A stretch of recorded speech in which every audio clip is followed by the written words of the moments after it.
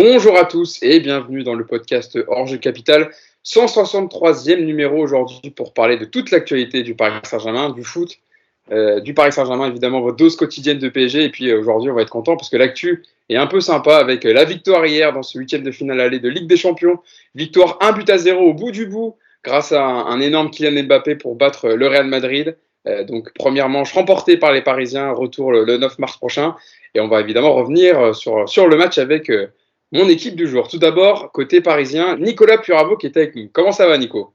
Salut Hugo, salut à tous. Ça va bien. Ça va bien, merci. Ça va bien aujourd'hui? Ah bah oui, ça va bien aujourd'hui. Bon, Nico, tu étais au parc hier. Ouais, j'étais en tribune avec des copains. On a chanté, ça fait du bien. Ça fait du bien. Et en plus, j'ai vu en fin de match que les joueurs étaient venus et avaient fait un peu le tour du stade pour venir remercier les supporters. Après ce qu'il y a eu avec les supporters, c'était bien aussi de voir ces images-là. C'était une belle soirée au parc, une belle ambiance. Et puis, c'était franchement bon petit match. Un autre membre de l'équipe du podcast aujourd'hui qui était présent au parc aussi, évidemment accrédité pour Paris United, c'est Yacine Damned. Comment ça va, Yass? Le sourire aujourd'hui. Ouais, salut à tous, ça va bien. On est enfin content. Enfin, on va avoir le sourire, on va dire un peu de positif. C'est tout sympa, plutôt, vu les dernières prestations. À part Lille, on avait du positif avec la victoire 5-1, mais sinon, c'était quand même très, très compliqué. Et puis, pour terminer la bande, il nous fait le plaisir d'être avec nous aujourd'hui. Pablo Gallego, journaliste suiveur du Real Madrid, correspondant à Paris pour le média espagnol Mediaset, et aussi fondateur du compte Twitter Le Journal du Real. Si vous voulez retrouver toutes les infos, toutes les actus sur le Real Madrid, n'hésitez pas à aller vous abonner au compte Twitter Le Journal du Real, qui est pas loin des 10 000 abonnés. Donc bienvenue et merci d'être avec nous, Pablo. Merci Hugo pour l'invitation. Compte Twitter et médias, j'ai un site. Attention, on fait des papiers, on fait beaucoup d'analyses, etc. En tout cas, merci pour l'invitation. C'est cool de votre part de me convier à ce podcast. Bah, c'est bien d'avoir les deux camps représentés parce que quand on va dire on fait les matchs de Ligue 1, bon, de temps en temps on a quand c'est les grosses confrontations un mec qui suit l'OM ou un mec qui suit Lyon. Et sinon, c'est un peu plus notre popote parisienne. Mais là, pour les gros matchs de Ligue des Champions, évidemment, c'est bien d'avoir les deux camps représentés. Et c'est pour ça que tu vas nous être d'une grande utilité aujourd'hui, Pablo, pour détailler ce match. Je vais venir vers toi en premier, hein, Pablo. Bon, je disais victoire 1-0 du Paris Saint-Germain avec ce but magnifique d'Mbappé dans le temps additionnel. Victoire à but à 0. Au bout du bout, Pablo, quand on est au lendemain de ce match, comment on analyse cette défaite côté Real Madrid? Est-ce qu'on se dit que Paris a parfaitement exploité les failles du Real qu'on voit depuis le début de saison, insisté sur les côtés et les latéraux, notamment Carvajal qui a été enrhumé toute la soirée? Ils ont su couper les transmissions de balles du Real, les étouffer et pas les laisser jouer. C'est ça ton ressenti? Ouais, clairement. Moi, je trouve que tactiquement, le PSG a roulé sur le Real Madrid. Je pense que Pochettino a très bien lu le match. On avait des doutes en avant-match hier sur Danilo. Je trouve que Danilo a fait un match incroyable. Il a passé tout le match à jouer côté droit de la défense, donc à couvrir cet espace-là qu'on disait qui était un danger pour le Paris Saint-Germain avec Vinicius. Donc très bonne lecture. Verratti top match. Il faut dire ce qui est. Il a été incroyable à la récupération, à la création, changement de direction, pas comme d'habitude. Voilà, Verratti quand il est en forme, c'est un des meilleurs milieux de terrain du monde. Et forcément, Kylian Mbappé quoi. Kylian Mbappé, encore une fois. À la 93e minute, il te marque un but ultra important. Ça aurait pu être plus s'il n'y avait pas eu Thibaut Courtois dans les buts du Real Madrid. Je pense que ça aurait pu finir en 2 ou 3-0 parce que Thibaut Courtois arrête une première frappe de Kylian Mbappé en première mi-temps, une deuxième vers la 48e, 49e minute après le penalty. Enfin, voilà. De toute façon, le Real Madrid sait qu'ils ont Thibaut Courtois et que c'est une valeur sûre. Voilà. Pourquoi le Real Madrid encaisse pas beaucoup cette saison? Alors certes, c'est parce que la défense fonctionne bien à la bas Militao, mais c'est surtout Thibaut Courtois. Thibaut Courtois, il fait une saison incroyable, et ça depuis la saison dernière déjà. Yacine, sur le match en lui-même, sur l'attitude des Parisiens aussi, ça fait longtemps qu'on n'avait pas vu ce PSG faire un aussi beau contre-pressing, ensemble, organisé, et c'est ce qui a permis d'étouffer les joueurs de Carlo Ancelotti et de ne pas les laisser jouer finalement et d'avoir le contrôle dans la totalité du match. Ouais, alors aujourd'hui, ça a été le podcast rédemption. on va réhabiliter un peu Pochettino, certains joueurs, mais et un peu d'autopromo aussi, parce que pour ceux qui avaient vu la Minute Coach, il y avait beaucoup de choses dont j'avais parlé, parce que en fait, il y a ceux qui regardent les résultats du Real et il y a ceux qui regardent les matchs. Et ceux qui regardent les matchs savent qu'en fait, je ne veux pas dire que tout était prévu parce que tu peux jamais prévoir un match. Malgré tout, dans l'attitude du Real de départ, le bloc bas, la façon de défendre, d'attirer à l'intérieur du jeu, d'essayer d'éviter au maximum le jeu sur les côtés, etc. Mais c'est quelque chose qui est connu. Donc quand vous connaissez le match, évidemment, Pochettino l'a très bien préparé. Voilà, il a su appuyer. Alors, on y reviendra après rapidement, mais malgré tout, il y a un petit bémol sur la première période. Elle est bonne dans le contre-pressing, elle n'est pas bonne dans l'utilisation du ballon. En revanche, la deuxième mi-temps, elle est vraiment bonne dans l'intensité globale, dans les décalages, dans les mouvements, etc. Maintenant, c'est vrai que, en fait, il y a beaucoup de choses qui se confirment. Il y a deux choses. La première, c'est de dire ce PSG-là a trouvé l'interrupteur, comme d'habitude. Et la deuxième, c'est de dire que ce PSG-là, désolé, mais on le répète depuis 6 mois, est fait pour jouer haut. Voilà. En tout cas, dans cette configuration-là. Après, évidemment, s'il y a des absents, etc., tout peut changer. Mais quand il y a une équipe à peu près type, ce PSG-là est fait pour jouer haut. Et en fait, ils ont empêché le Real de jouer ces fameuses transitions. Donc, bah oui, c'est tactiquement le match parfait. Après, évidemment, il manque l'efficacité pour appuyer cette victoire. On est heureux parce qu'ils ont gagné, on est heureux parce qu'il y a ce but qui vient à la fin et on l'attendait presque plus. Mais finalement, il y a un petit côté frustrant en se disant il y avait quand même la place pour gagner avec un peu plus d'écart et partir à Madrid d'un peu plus serein, entre guillemets. Nico, quand on regarde le tableau de bord de ce match, 57% de possession de balle pour le PSG. Tu me diras que pour toi, c'était attendu que Paris contre le ballon. 22 tirs à 3 pour le Real, 8 tirs cadrés pour le Paris Saint-Germain, 0 pour le Real. Et 39 ballons surtout joués dans la surface adverse pour le Paris Saint-Germain, pour seulement 7 pour le Real Madrid. C'est vrai que aussi quand on met en perspective les chiffres, ça rejoint notre ressenti du match. Oui, de toute façon, je crois que quiconque a vu le match hier, de toute manière, n'avait pas besoin des statistiques pour se rendre compte que tu avais d'un côté une équipe du PSG qui a appliqué un plan bien précis et qui a bien fonctionné. Et puis surtout, et même si, comme le dit Yacine, le Real, depuis un petit moment, ça va moins bien et que quand on regarde les derniers matchs, effectivement, on savait que c'était pas une équipe qui marchait actuellement sur l'eau. Donc, moi, c'est surtout ça aussi qui compte, je pense, dans ce match. C'est qu'on a eu un Real qui s'est comporté comme une équipe craintive de Ligue 1 qui vient au parc avec l'intention de juste défendre, qui avait sans doute prévu quelques projections, quelques transitions pour faire un peu mal au PSG, mais qui a même pas été capable de le faire. D'abord parce que Paris a bien pressé, et puis en plus parce que le Real a mal négocié techniquement pas mal de contres. Et à l'arrivée, le sentiment qui ressort de cette rencontre, c'est effectivement c'est plus la frustration que la satisfaction, parce que Paris était vraiment au-dessus hier dans tous les domaines, et finir ce match avec 1-0 à l'arrivée, c'est limite décevant. Donc c'était un match intéressant en tout cas pour plein de raisons tactiques qu'on va évoquer.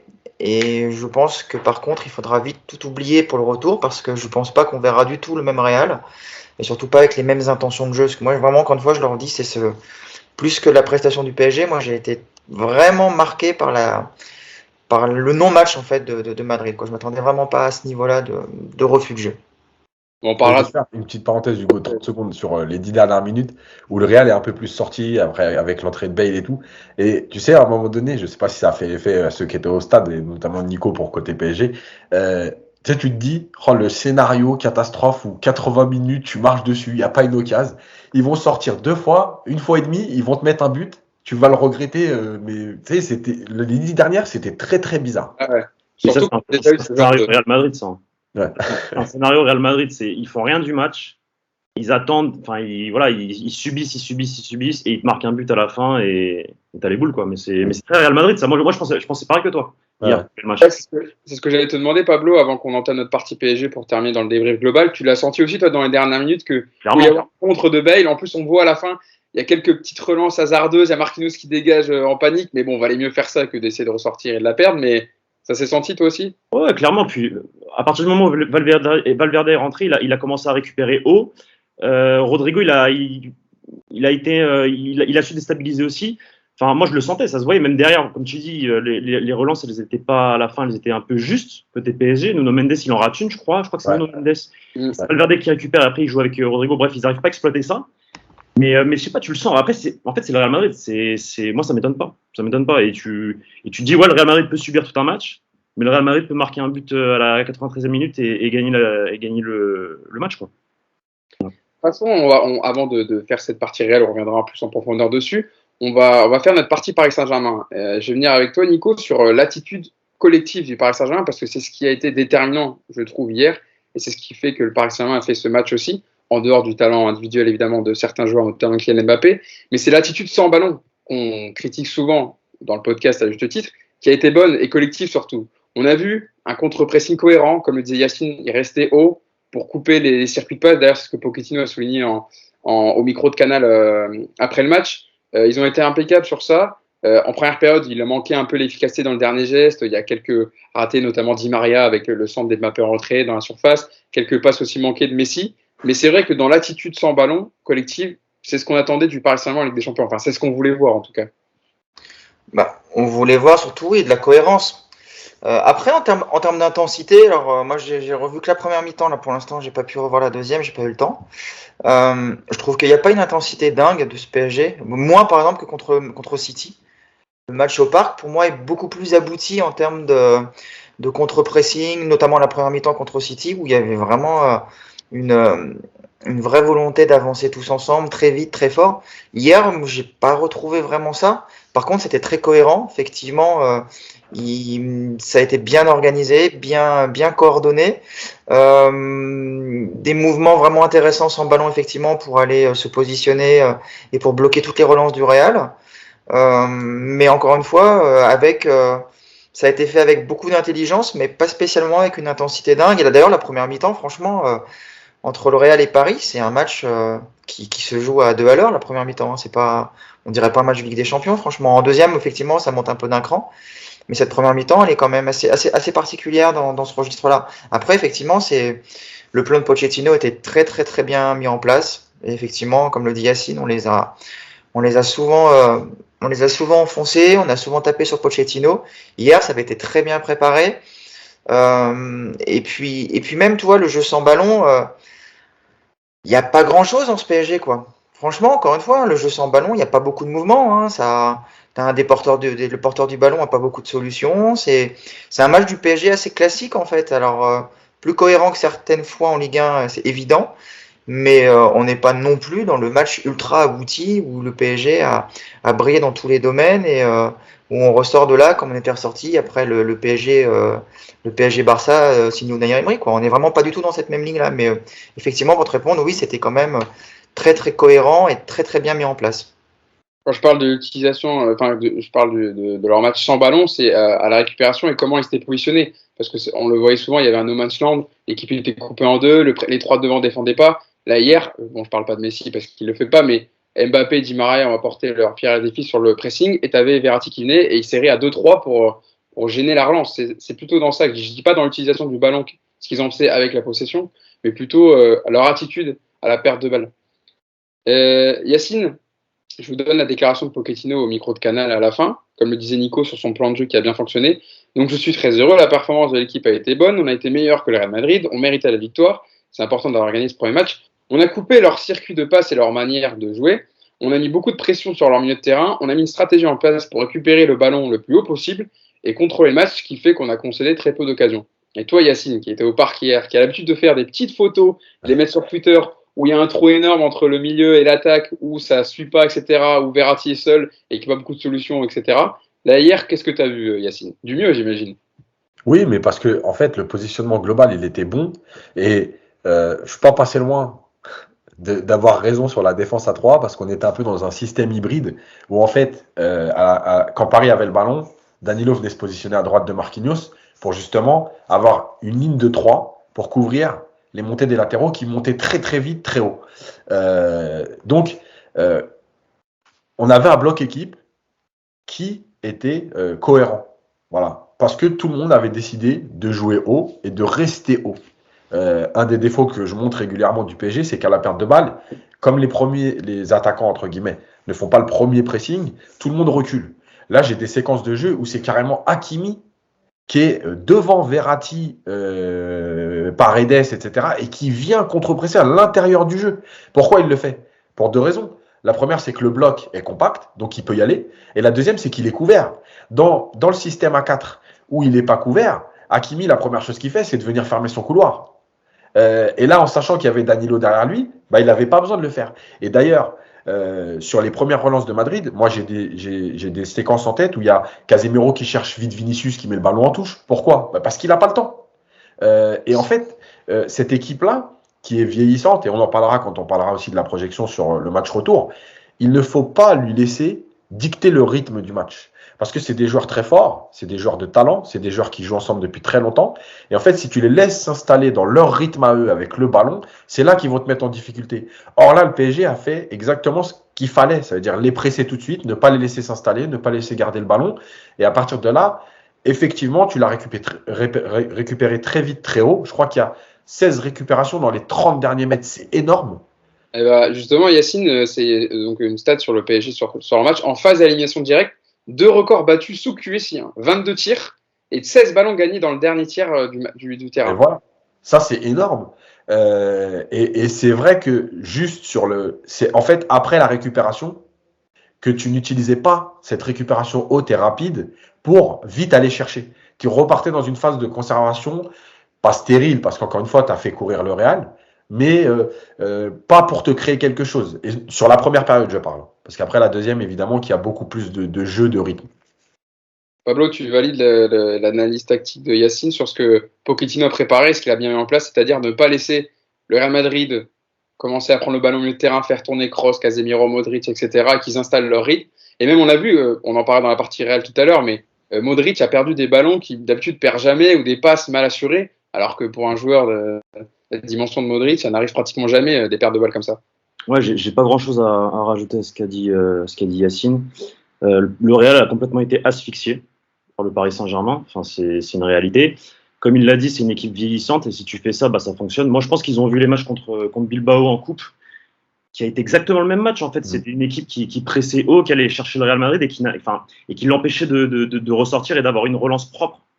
En fait, ils ont bien cerné le jeu du Real Madrid. Le jeu du Real Madrid cette saison, c'est quoi ? C'est t'attends. Enfin, depuis le mois de novembre, parce qu'avant, le Real Madrid, de août à octobre-novembre, allait chercher le ballon dans le camp adverse, mais ça provoquait quoi ? Ça provoquait que le Real Madrid encaissait énormément.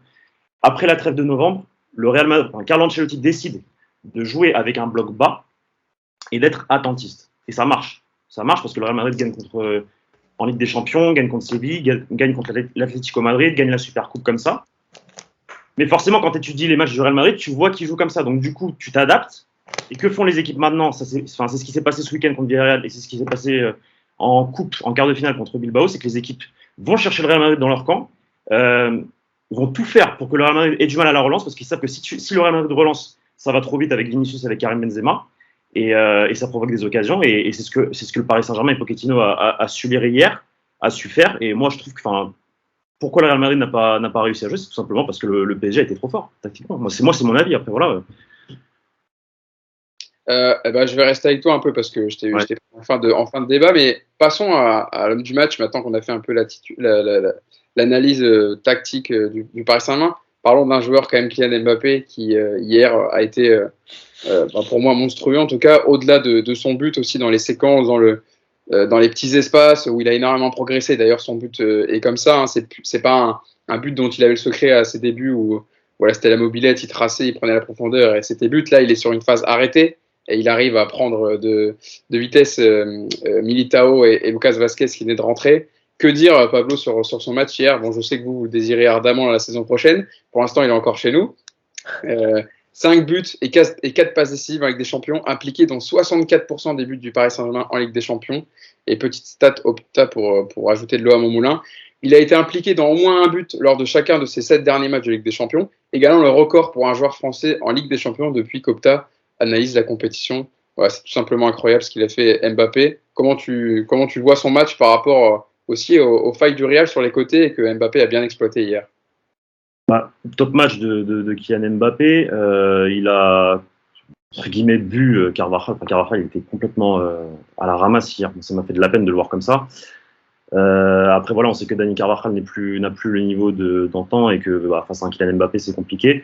Heureusement qu'il y avait la couverture Militao parce que je pense que ce qui est au stade, Militao a couvert plusieurs phases de jeu où il dépasse Carvajal et en fait tu te dis putain il va arriver devant les buts de Courtois et voilà, mais non, t'as toujours Militao qui couvre. Donc gros match de Militao sur ça. Et en fait c'est là où moi je dis qu'il fallait mettre Valverde parce qu'en fait Asensio ne fait pas les replis défensifs nécessaires. Enfin il les a fait, mais en fait on dirait qu'il les fait sans réelle conviction entre guillemets parce que c'est pas un vrai défenseur. Donc et un joueur comme Valverde justement qui sait faire ça aurait été parfait pour ce match, pour justement couvrir ce côté droit avec la menace Kylian Mbappé. Donc non, dans l'ensemble, top match de Mbappé. Pour moi, c'est votre joueur phare cette saison. Enfin, ah oui, oui. Oh, je valide Pablo, ouais. Le club disait que c'était Messi, Neymar et Mbappé troisième, mais pour moi, c'est Kylian Mbappé le numéro 1. Je sais pas ce que vous en pensez, mais... Oh, bah on va aller voir Nico. Hein, Nico. Nous, on voit les matchs du Paris Saint-Germain. Il n'y a pas besoin de... Voilà, tout le monde sait que c'est Kylian Mbappé, l'atout numéro 1 et le joueur leader du Paris Saint-Germain.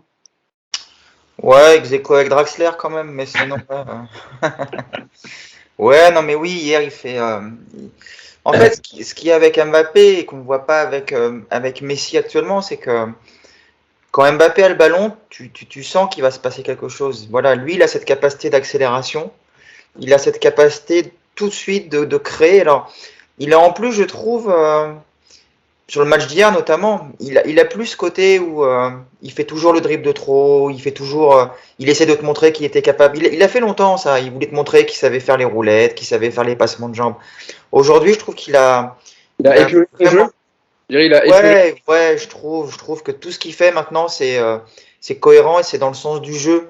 Et il y a plus de gestes superflus. Hier, franchement, à part une petite talonnade vers la 80e, là, où il se fait prendre, où tu sens que voilà, c'est quasiment le seul petit geste qui est en trop dans son match. Le reste,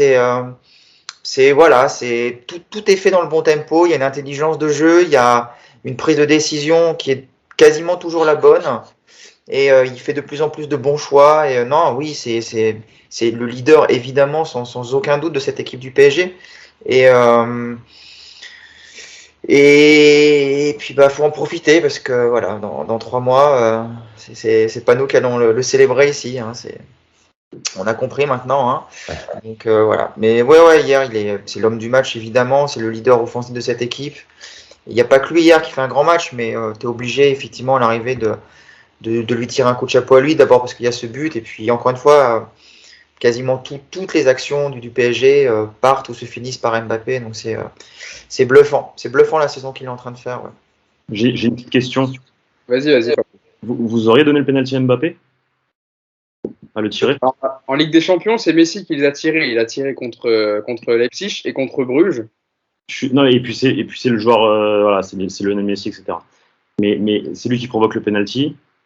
C'est lui le numéro 1 de cette équipe. Enfin, moi je comprends pas pourquoi Kylian Mbappé ne tire pas les je veux pas foutre la merde, mais non, mais tu sais qu'il avait répondu à ça justement. C'était après le match contre Bruges, il me semble, la victoire au Parc, où il avait dit c'est normal de laisser le penalty, c'est Messi, c'est un honneur de jouer avec lui, etc. Et c'est le respect. Vous vous souvenez, Nico et Yacine, de cette déclaration? C'était après Leipzig ou Bruges? Je crois que c'était après Bruges, il me semble, au Parc. Hein. Ouais. Donc, je pense que ça répond un peu à la question. Je pense qu'il essaye même pas de négocier parce qu'on le voit quand il y a penalty. Direct le ballon, il essaye même pas de discuter. Puis de toute façon, Mbappé, il en marque tellement dans le jeu qu'il peut lui laisser les pénaux, Messi, parce que sinon. Non, après, il y a un vrai débat sur les penalties parce que au PSG, on sait que Neymar, effectivement, c'est le tireur numéro 1 et ça, personne ne va le contester parce que c'est le meilleur au monde dans l'exercice. Mais derrière, aujourd'hui, Messi, là, j'ai lu ça, c'est son 5e ou 6e penalty manqué en Ligue des Champions sur 21 tentatives, quelque chose comme ça. Ouais, je vous la donnerai tout à l'heure parce que là, on change un peu de sujet, mais j'ai la stat sur Lionel Messi. C'est 5 sur 23, je crois. Faudrait que je la retrouve.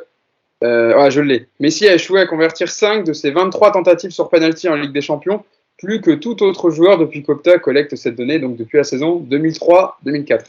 Ouais, donc tu vois, ça fait 20% d'échecs à peu près. C'est quand même c'est énorme. C'est énorme quand même, 20% d'échecs sur penalty. Et donc la question, c'est pas savoir est-ce que c'est une question de respect ou pas. C'est juste une question aujourd'hui, est-ce que Messi est le deuxième tireur le plus fiable de cette équipe? Et j'en suis pas sûr. Hein. On en reparlera tout à l'heure. Yacine, on va rester sur Kylian Mbappé. Parce que c'est vrai que Nico le disait, il a compris maintenant ce qu'on attendait de lui. qu'il soit au bon endroit, au bon moment, dans sa zone, et qu'il montre son talent, qu'il se perd plus dans des gestes superflus ou à redescendre plus bas pour venir chercher les ballons et ne pas être là où on l'attend. Hier, il a été juste dans ses choix. Il est moins dans la caricature. Et est-ce que c'est aussi ce qu'il est en train de gagner en maturité au fil des années, au fil de l'expérience qu'il a acquis aussi avec l'équipe de France? Peut-être l'Euro aussi lui a servi dans ce domaine-là. Je ne sais pas ce que tu en penses. Et puis, on reviendra aussi sur le but quand même, parce qu'il faut en parler du but. Mais déjà sur son match, allez. Ouais, alors, mais je pense que je vais faire plaisir à Christophe aujourd'hui. Donc, j'espère que j'aurai le droit à un beau message sur les commentaires YouTube. Ah oui, il y a Christophe qui commente nos podcasts et on le remercie parce qu'il fait toujours des commentaires très développés sur nos podcasts, etc. Ce qu'il a ressenti du match. Donc, Christophe, Voilà. on va continuer à le faire. Vas-y. Il pense que j'en veux Mbappé. Ben, en fait, moi, Mbappé, c'est ce que j'attends de lui. Voilà, c'est ce qu'a dit Nico, c'est-à-dire que les gestes superflus, je m'en fous. Alors, à la limite, évidemment que ça fait partie du football, parce que, encore une fois, je le répète, les joueurs sont des grands enfants et qu'ils ont aussi besoin de s'éclater à un moment donné, le petit pont, la talonnade, il n'y a pas de problème. Mais il y a des moments pour le faire. Et moi, quand je critique Mbappé, c'est là-dessus. C'est-à-dire qu'imaginez le Mbappé avec cet état d'esprit-là en Ligue 1. Mais il n'est pas à 12 buts cette saison. Il y est à 29. Voilà, c'est ça en fait que moi je reproche. C'est pas le fait de dire j'aime pas Mbappé. C'est juste que moi, à un moment donné, je suis entraîneur du PSG. Je veux un Mbappé qui soit efficace. Évidemment, une fois qu'il y a 3, 4-0, vas-y, allez-y, faites-vous plaisir, amusez le parc, il n'y a pas de problème. Mais il y a des moments pour ça. Et hier, en fait, il est dans cette rigueur-là. Je veux être dans l'efficacité, je veux faire la différence et pas faire la différence pour moi. Je veux faire des différences pour l'équipe. J'explique pourquoi. Hier, en plus de ses qualités individuelles, il y a deux choses. La première, c'est qu'il est dans le respect du jeu. Parce que lui, contrairement à d'autres, sur lesquels on reviendra après, lui, il joue avec son latéral. Il joue avec les autres. Quand il y a le jeu, c'est pas Messi et c'est Mendes ou c'est Verratti, eh ben il joue avec Verratti et il joue avec Mendes. Et c'est ça la grande différence. La deuxième chose, c'est que je pense qu'il a passé un cap dans l'utilisation du ballon. À savoir qu'avant, effectivement, il lui fallait des espaces. Et ben aujourd'hui, dans son intelligence de jeu, il est beaucoup plus capable. Et c'est pour ça qu'on avait dit pourquoi ce PSG doit jouer haut. Alors, Messi, Neymar, Mbappé, c'était celui qui perdait le moins en jouant haut, même s'il a besoin d'espace. Et ben, je trouve qu'aujourd'hui, il a de moins en moins besoin d'espace pour faire des différences. Parce que dans ses déplacements, il est plus intelligent. Parce qu'il est moins dans cette recherche de je me mets sur le côté pour faire des 1 contre 1. S'il faut rentrer à l'intérieur, je rentre à l'intérieur. S'il faut libérer mon couloir, je libère mon couloir. S'il faut prendre appui avec Mendes, il a vraiment beaucoup joué avec Mendes. Hein. S'il faut prendre appui avec Mendes ou avec Verratti, je le fais. Ben voilà. Moi, j'ai envie de faire des podcasts où je parle que comme ça de Mbappé parce que pour moi, le vrai Mbappé, celui qui va marcher sur tout le monde, c'est celui-là. Voilà. Et encore une fois, ça ne veut pas dire qu'après, il n'a pas le droit de faire des gestes. Le football, c'est aussi un spectacle. Mais il y a des moments pour ça. Voilà. Et regardez bien le match, par exemple, contre Nice, où il tente 2 ou 3, ce qu'a dit Nico, la fameuse talonnade derrière la jambe, parce qu'il aime bien la faire, celle-là, un peu inutile. Et ben hier, il ne la fait pas. Parce que hier, il sait que c'est un match de Ligue des Champions. Parce que hier, voilà, et quand c'est Nice, quand c'est Rennes, bah ouais, il se permet de le faire à la 30e, parce que c'est la Ligue 1, parce que tranquille, voilà. Voilà. Après, encore une fois, c'est pas non plus qu'une critique parce que je comprends que les joueurs puissent pas être mentalement prêts à cette exigence tous les 3 jours. Il n'y a pas de problème. Malgré tout, ce Mbappé-là, mais évidemment qu'il est indiscutable. Le Mbappé d'hier soir. Sur son but, quand même, Yacine, juste avant que je vienne te voir, Pablo, quand même, parlons du but, quand même, parce qu'il est exceptionnel. Là, tu parlais qu'il avait progressé dans les petits espaces. J'irai voir après Pablo sur l'attitude défensive de Lucas Vazquez et Militao. On ne comprend pas trop pourquoi Militao resserre et vient se mettre derrière Vazquez, mais sur lui, son but, alors il y a déjà la petite talonnade de Neymar, et puis après, Mbappé, il enclenche, et c'est là où il a progressé dans les petits espaces. Ben oui, parce que en fait, là, quand il prend la balle, alors déjà, malgré tout, bon, je ne la compterai pas comme une passe décisive, mais le décalage de Neymar est important. Parce qu'en fait, il attend bien qu'on vienne le fixer et il donne la talonnade pour le libérer. Et au moment de sa prise de balle, on sent qu'il n'est pas dans l'idée de dire j'attends, j'élimine, je ne sais pas quoi. Là, je suis parti, je vais au bout. Voilà, déjà, c'est parti. Évidemment qu'il y a Militao, et Militao encore pire, c'est qu'il se place comme si Mbappé allait rentrer sur son pied droit, au lieu de fermer son but, en fait. Donc, lui, il voit ça. Et il a fait une déclaration qui est très intéressante à la fin, justement, en racontant son but, quand il dit l'attaquant, il est maître de la situation. Voilà. C'est une phrase que. Tu veux que je la donne? Vas-y. Ouais, vas-y. Dans la surface, comme tu disais, l'attaquant est toujours maître. Le défenseur recule. C'est moi qui décide où je veux aller. Et ensuite, j'arrive à la placer entre les jambes de Courtois.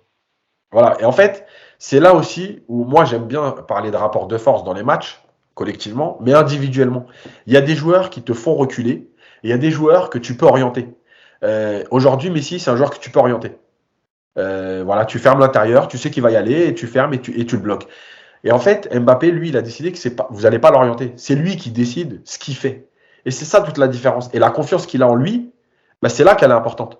Il sait que, d'ailleurs, sur l'action, sur le but sur le penalty, c'est la même chose. C'est-à-dire que Carvajal, il est en difficulté parce qu'il est moins bien physiquement, etc. Mais aussi parce que c'est Mbappé qui se dit, c'est moi qui décide de ce qui se passe sur le terrain. C'est pas toi qui va m'emmener à droite, à gauche, m'obliger à centrer. Voilà, et c'est ce truc-là où il est en train de passer un cap, je pense. Pablo, tu fais la même analyse sur le but et puis sur le comportement d'Mbappé quand il se rapproche de la surface, en tout cas, du but. Exactement la même analyse, rien à redire. Pour l'explication de Mitao, je pense que c'est ce qu'a dit Yacine. Il s'attend à ce qu'il repique sur le pied droit, sauf que non, c'est Kylian Mbappé. Kylian Mbappé il peut jouer pied gauche, pied droit. Enfin voilà, c'est le meilleur. Et en vrai, ça a été la seule vraie erreur du match. Alors, est-ce que c'est parce que c'est un moment où il se disait 93e minute, voilà, il reste une minute, il va pas le faire, il a pas les jambes, mais en fait si, c'est Kylian Mbappé. Et si tu regardes les matchs du Paris Saint-Germain depuis le début de la saison, Kylian Mbappé marque des buts souvent en fin de rencontre. Donc erreur du Real Madrid, rien à ajouter par rapport à ce qu'a dit Yacine. Valverde du coup est trop juste parce que c'est lui qui est obligé de venir couvrir et il est trop loin, donc en fait il n'arrive pas au bon moment, au bon timing. Et Kylian, c'est Kylian face au but, il te la met quoi.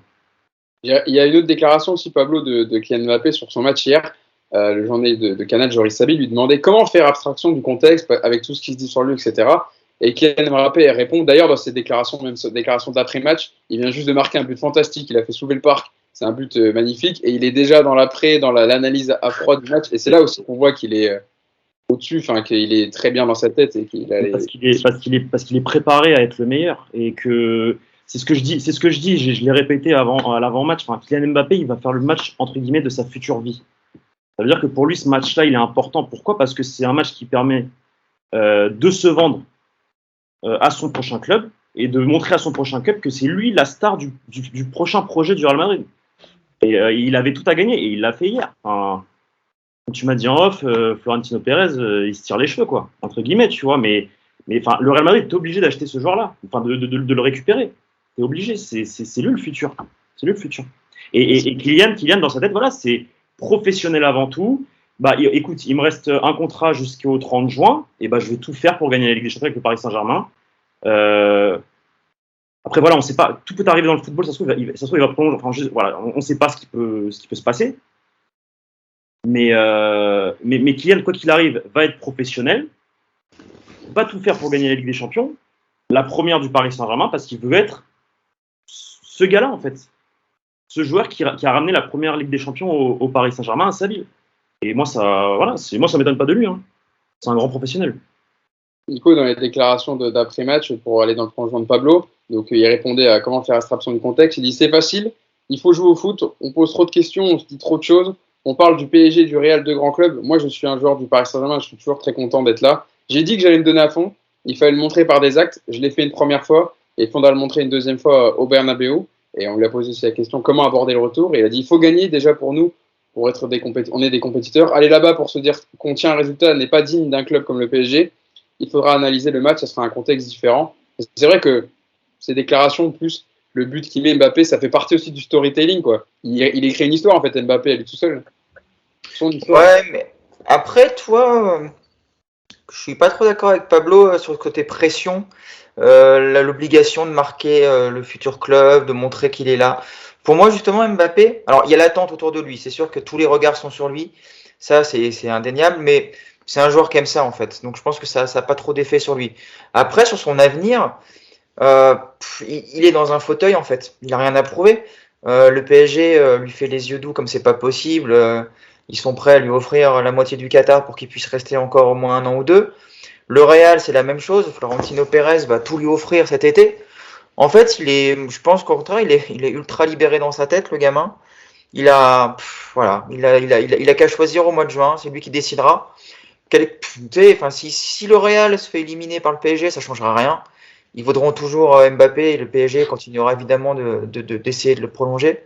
Et si le PSG élimine le Real, ce sera exactement la même chose. Donc, je ne pense pas qu'il y ait une pression particulière autour de ce match. Par contre, il y a une attente et lui, je pense, le connaissant, il a évidemment envie d'être le bonhomme central de cette double match et que évidemment, il a envie de marquer des buts, il a envie de qualifier son équipe et il a sûrement aussi très envie de marquer 2 ou 3 buts au Real à Bernabeu pour montrer que si jamais il arrive au mois de juin, voilà, vous avez engagé, voilà qui vous a engagé. Mais aujourd'hui, Mbappé, il a la pression entre guillemets, mais parce que c'est devenu le meilleur joueur du monde. Voilà, il faut juste le dire. Aujourd'hui, je crois que on se pose des questions. Messi, Ronaldo, aujourd'hui le meilleur joueur du monde s'appelle Mbappé et il gère très très bien ça. J'ai pas l'impression en tout cas que le fait d'affronter son possible futur club lui donne une pression particulière. C'est pas une pression négative, c'est une pression positive. Je tiens juste à souligner ça. Moi, je pense que c'est une pression positive dans le sens, oui, c'est sûr que voilà, il faut quand même qu'il montre que voilà, on sait qui est Kylian Mbappé, mais voilà, il a l'occasion de le montrer à son futur club. Et je pense que pour lui, c'est tout bénef de pouvoir le prouver, quoi, tout simplement, tu vois. Donc c'est pas une pression négative, au contraire, c'est une pression plutôt positive parce que c'est un crack et c'est un professionnel. Disons que ça marque encore plus les esprits quand tu voilà, c'est ça, exactement. Le futur club où tu as Nasser Al-Khelaifi, Florentino Pérez dans le stade et que tout le monde le voit. Yacine, vas-y. Ouais, je voulais juste, pour aller dans le sens de Nico, parce que c'est la journée des réhabilitations, en fait, moi j'ai aimé sa déclaration quand il dit on joue au foot, etc. Parce que je trouve, et moi je me plains souvent de ça, c'est que il y a certains joueurs, avec le contexte, on t'explique ah mais il est demandé entre Manchester, le Real, comme si c'était le choix, tu sais, un choix de fou. Non mais nous, quand on cherche du travail et quand on te propose le SMIC, oui, c'est un problème. Mais là, quand tu as le choix entre le Real ou le PSG à 50 millions d'euros, excuse-moi, je vois pas c'est quoi le problème. Et justement, il y a trop de joueurs où on te dit, vous vous rendez compte la pression? Ben non, justement, c'est le moment où tu es le plus libéré. Tu te rends compte, tu as les deux des plus grands clubs du monde qui te demandent, avec des salaires qui vont être hors normes. Mais elle est où la pression? Tu vois, c'est ça le truc. Et je trouve justement que dans sa déclaration, ce truc de dire on joue au foot, moi c'est ce que j'aime. Tu vois, bon, alors, c'est pas du tout la même carrière et tout, mais tu vois, mais comme l'avait dit, quand il était au PSG, il était aussi là-dedans, tu sais, toujours détaché, mais je suis remplaçant, pas remplaçant. Le mec, il est là, il dit, mais moi, je joue au foot. Enfin, il y a des gens qui souffrent dans la vie. Moi, je joue au foot. Donc, c'est quoi votre problème, quoi? Non, mais t'as raison de le dire, Nico. Ouais, puis tu sais, tu vois, hier à l'échauffement, il est ovationné par le parc, la compo d'équipe. Puis il est ovationné par les supporters du Real qui chantent son nom. Donc, qu'est-ce que tu veux le gars, il joue dans un fauteuil. Et à Bernabeu, ça va être la même. Tu vas voir qu'à Bernabeu, il va être ovationné. Ils vont chanter pour lui montrer, bon, bah voilà, on t'aime, on t'attend. Le gars, il joue 2 matchs à domicile. Donc, tu m'étonnes qu'il est à l'aise. Ah, c'est sûr. Bon, je pense qu'on a été complet sur le dossier Mbappé, mais voilà, encore, je pense qu'il a prouvé hier, même s'il avait besoin, que c'était le meilleur joueur du monde actuel. On a de la chance parce qu'il est français et que pour l'instant, il est au Paris Saint-Germain. Passons au cadre des latéraux parisiens. On l'a évoqué un peu tout à l'heure, mais ils ont été aussi, parce que c'était aussi une des questions du match, hein, parce qu'on savait que c'était d'excellents contre-attaquants, mais c'était plutôt sur leur attitude défensive. Yacine, ils ont performé autant défensivement qu'offensivement. Ils ont réussi, Hakimi a rempli son boulot pour ce qui était de verrouiller Vinicius, qui n'a pas existé parce qu'il a été très solide défensivement. Ils ont réussi leurs 2 matchs. Parce qu'on se posait aussi la question, on avait fait un space avec le journal du Real, j'étais invité par Pablo, on avait discuté de ça justement, savoir s'il n'y a pas un des 2 latéraux parisiens qui allait rester plus à défendre pendant que l'autre montait pour assurer un peu les transitions. Et au final, on a vu que les 2 ont attaqué quand ils le pouvaient et apporté offensivement, Yacine. Ouais, alors, déjà, si on pouvait dire merci à Vaïd, parce que je suis désolé, mais l'idée, elle vient un peu de là. On a parlé quand on a parlé du rôle d'Hakimi avec le Maroc. Vaïd, il utilisait Hakimi comme ça veut dire qu'il défendait à 4. Mais par contre, à la récupération, Hakimi, il sortait très haut et c'est Romain Saïs qui venait fermer le couloir. Et du coup, Messina de l'autre côté, qui restait en position. donc avec une ligne de 3 pour couvrir. Bah, c'est ce qui s'est passé hier, donc peut-être que ça a inspiré Pochettino. Mais évidemment qu'ils ont été très bons, et je pense même que Mendes, sur la première période, franchement, il fait une première période défensive énorme. Et on a longtemps dit que il avait des lacunes défensives. On l'a vu sur la saison, il y a parfois des oublis. C'était aussi le cas quand il était au Sporting. Quand j'avais fait le papier, quand il a été recruté, j'avais parlé de ça. Hier, franchement, la première période, surtout, il a été énorme défensivement, dans ses replis, dans la lecture du jeu, dans la façon de couper certaines trajectoires. Il va vite, donc ça, c'est aussi, ça lui permet de compenser certaines choses. Et c'est vrai que ils ont beaucoup apporté. Alors, ils n'ont pas tout le temps été servis, mais ils ont beaucoup apporté. Donc, ils ont permis aussi au PSG d'être plus haut. Ils ont permis aussi au PSG de contre-presser. Ils ont permis aussi, enfin, ils ont obligé les latéraux du Real à pas venir à l'intérieur et justement à rester, toujours avoir un œil sur eux, donc à pas mettre de la densité à l'intérieur. Voilà, ils ont eu le rôle qu'on attend d'eux depuis le début de saison, en fait. À savoir ce côté un peu être plutôt bien défensivement, apporter offensivement. Il manque encore un peu parce que malgré tout, il y a eu des situations de centre où il n'y avait personne dans l'axe. Donc aujourd'hui, on va dire, bah oui, ils n'ont pas assez centré, mais en même temps, quand il n'y a personne dans l'axe, ça ne sert à rien de centrer. Mais je pense vraiment que Hakimi, on savait. Mendes, il est en train vraiment de franchir un cap. Quand on voit ses prestations de début de saison, et là aujourd'hui, honnêtement, il est de plus en plus complet. Et c'est vraiment très très intéressant pour le PSG.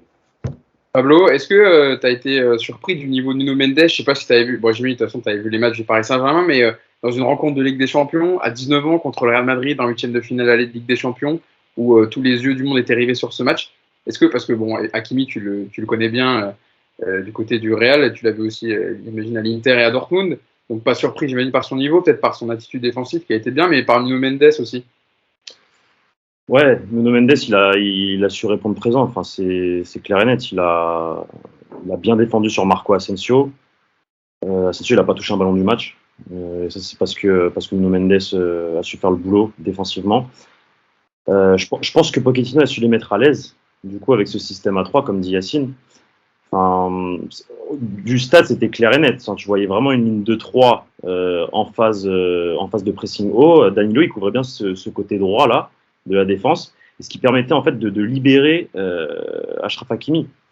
Parce qu'il faut comprendre qu'Achraf Hakimi, c'est un très bon attaquant, mais défensivement, voilà, comme tu dis, il a des lacunes.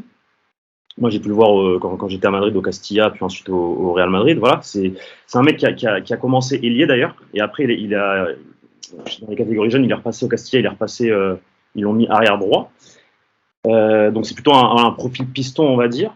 Mais gros mea culpa, moi, de ma part, pour Achraf Hakimi, parce que je disais en avant-match et les semaines avant que c'était ce côté-là qu'il fallait en profiter, dans le sens où nous, notre arme numéro 1, c'était Vinicius Junior et Ferland Mendy, et que face à Achraf Hakimi, justement, on avait une carte à jouer.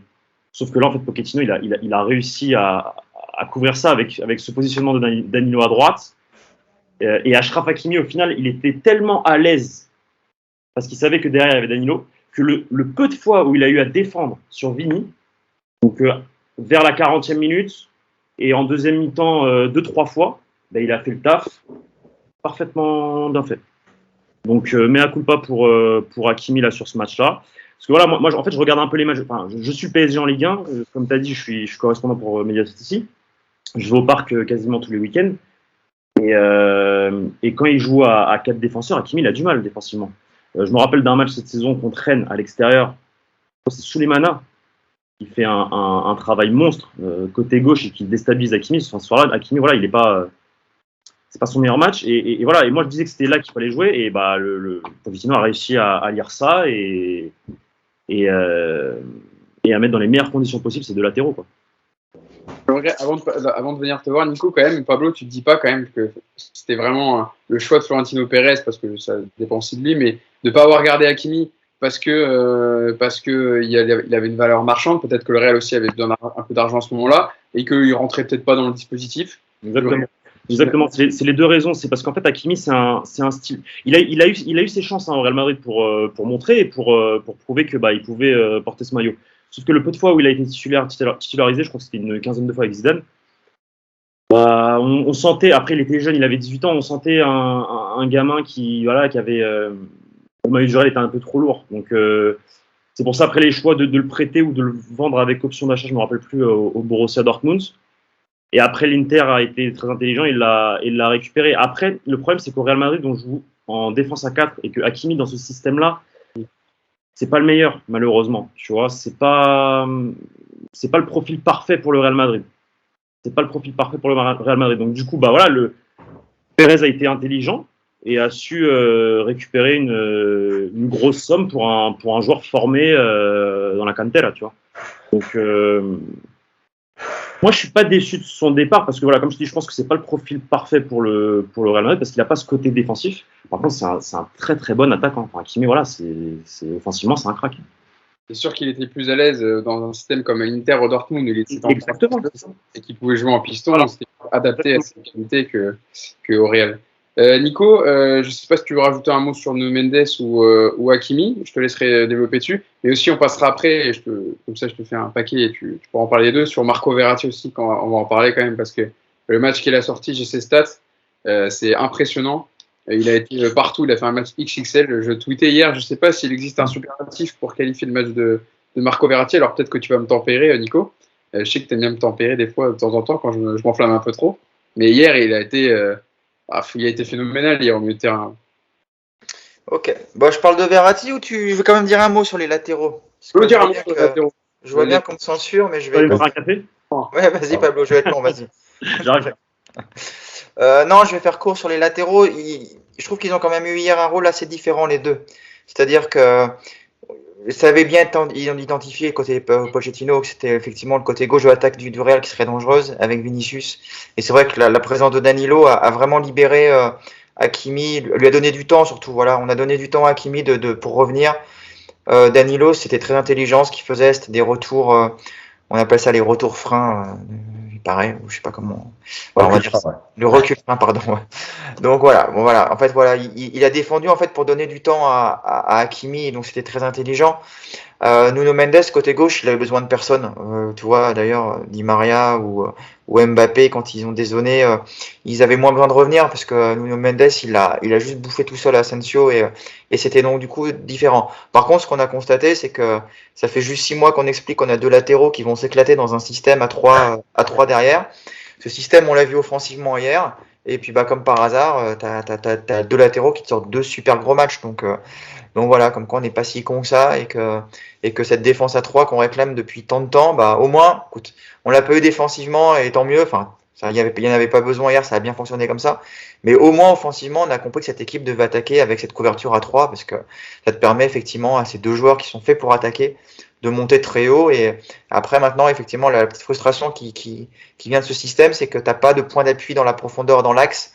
Et que du coup, tu as des latéraux qui débordent facilement, mais qui sont obligés après de revenir un peu parce que tu n'as pas de solution dans l'axe. Donc ça sera un autre point à évoquer plus tard avec Messi notamment. Sur Marco Verratti, je te lance directement. Je vais te donner les chiffres de Marco Verratti. 123 ballons touchés hier. 92% de passes réussies. Donc quand même à son niveau et dans cette zone du terrain où il était, c'était pas en sentinelle où il devait relancer court, etc. 6 passes clés, 3 dribbles réussis au sol. 8 duels sur 13 au sol remportés. Toujours cette spéciale Verratti où il tacle et comme il est tellement petit que tu as l'impression qu'il est debout, mais non, il récupère le ballon ainsi. D'ailleurs, il a pris un carton jaune par Daniel Orsato, qui n'a absolument pas lieu d'être. Il est tombé dans le piège de Casemiro. Et 9 ballons récupérés. Voilà, il était en chausson hier au parc, Marco Verratti. Ouais, Verratti, moi je l'ai critiqué l'été dernier, je l'ai critiqué aussi les années précédentes par rapport à son temps de jeu, à ses absences répétées. Et j'expliquais que s'il continuait à être comme ça, absent un match sur 2, un match sur 3, il pouvait finir à terme par avoir une place contestée parce que tu as une équipe qui se met un jour à tourner et si Verratti n'est pas dedans, bah, ça deviendra un problème. Maintenant, le Verratti qu'on a vu hier, et alors c'est quand même assez incroyable, c'est que quand il est en forme comme ça, tu as un éditorialiste très connu d'une radio qui l'est encore plus, qui t'explique que c'est un tocard, qu'il n'a pas sa place dans le top 10 européen, qu'il a 55 minutes d'autonomie dans les jambes et que ce mec-là ne franchira jamais un palier. Hier, le Verratti qu'on a vu, Moi, je veux bien qu'on me dise quels sont les milieux actuellement en Europe qui sont meilleurs que lui. Voilà, c'est tout. Dans le pressing, c'est lui qui a initié énormément de pressing. Il fait monter le bloc avec lui, il récupère énormément de ballons. Il en a perdu 2, 3 hier sur des mauvaises passes et encore sur des passes compliquées. Tu ne peux pas lui prendre le ballon. Il y a une relance sous pression qui est juste unique en Europe. Voilà, c'est ton régulateur du jeu du début à la fin. C'est celui qui fait le lien entre la défense et l'attaque. Alors oui, devant la surface, il ne tire pas, c'est comme ça, c'est pas dans ses gènes, c'est pas dans son ADN. Mais la prestation hier de Verratti, elle est juste monstrueuse. Et s'il y a un joueur que tu peux pas, que si tu sors hier de ton équipe et où tu as forcément derrière un impact monstrueux, je pense que c'est Verratti, même encore plus que Mbappé. Parce qu'effectivement, Mbappé, bon, il fait de la finition, il te fait tout. Mais le côté, voilà, il est le cœur du jeu, c'est Verratti aujourd'hui. Et encore une fois, je comprends pas qu'on puisse s'acharner sur lui en nous expliquant que ce mec-là est un top 15, top 20 européen. Non, Verratti aujourd'hui, moi, encore une fois, dites-moi les 3 mecs qui sont meilleurs que lui en Europe aujourd'hui sur ce qu'il a montré hier. Eh ben, je vais aller voir Yacine Amned. Yacine, est-ce qu'il y a un milieu qui fait meilleure prestation en ce moment que Marco Verratti? Est-ce qu'il y a un meilleur milieu que lui en ce moment? De toute façon, le problème, c'est que ce qu'il fait, il n'y a pas beaucoup de joueurs qui le font. Donc après, oui, chacun a son rôle, etc. Mais ce qu'il fait, il n'y a pas beaucoup de joueurs de toute façon qui sont capables de le faire. Il y a des joueurs très bons, du même niveau, qui ont d'autres caractéristiques. Mais ce qu'il fait, c'est juste extraordinaire dans son pressing, dans son intelligence de jeu. Vraiment, moi souvent, c'est dommage qu'on n'a pas le droit d'utiliser les vidéos parce que il y a tellement de choses à montrer dans sa façon qu'il a de jamais donner un ballon pour rien. Tu vois, on peut parler des fois de Paredes qui fait des passes entre guillemets inutiles. Lui, il vient toujours chercher quelque chose, un décalage, fixer un joueur pour le faire sortir de sa ligne. Voilà, c'est juste. Et rappelez-vous quand Barcelone le veut. Alors, certains ont expliqué qu'ils ne l'ont pas pris parce que finalement, ils ne le voulaient pas tant que ça. Évidemment qu'on sait que ce n'est pas la vérité. C'est une question de salaire, de contrat, etc. Que le PSG n'avait pas envie de le vendre à Barcelone. Mais vous croyez quoi? Mais évidemment que quand Guardiola parle de Verratti, voilà, c'est un joueur qui est exceptionnel dans ce qu'il fait. Alors, évidemment, moi, je l'ai répété dans plein d'émissions. Si vous voulez parler de son hygiène de vie, de ses blessures, du temps de jeu, sur la globalité des dernières années, vous avez le droit. Par contre, quand il est sur le terrain, arrêtez de répéter les conneries des gens. Voilà. Quand il est sur le terrain, oui, il est top 5. Moi, j'ai pas envie de dire le meilleur ou quoi, parce qu'après, c'est toujours en fonction de où tu es, etc. Mais évidemment qu'il est top 5 des meilleurs milieux du monde. Voilà, il sait tout faire. Et je pense qu'il s'est même frappé, mais il veut pas. Voilà. Ouais, il le fait un peu plus cette année. Il a marqué. Ouais. On va pas. Franchement. Hier, il y a 2 situations où il rentre à l'intérieur et où je me dis, mais frappe et il va te chercher encore une autre passe. Enfin bref, voilà, c'est pas encore naturel, même s'il l'a plus fait cette année. D'ailleurs, il a marqué plus que depuis 8 ans. Mais évidemment, il est exceptionnel. Voilà. Alors, Marco Verratti, cette année, c'est 2 buts. Il n'avait pas marqué autant de buts en Ligue 1 depuis la saison 2016-2017. Voilà. On se met un peu, mais Verratti, il tire un peu plus cette année, mais c'est vrai qu'il y a une occasion là qui me revient en tête. L'enchaînement entre Marco Verratti, c'est Messi au début, Marco Verratti, Kylian Mbappé, et il faut l'arrêt de Thibaut Courtois là dans la surface. C'est exceptionnel, ça joue en une touche. L'action là, voilà, c'est le football quoi. Hein. Mais bien sûr, il trouve des passes. Franchement, il trouve des passes.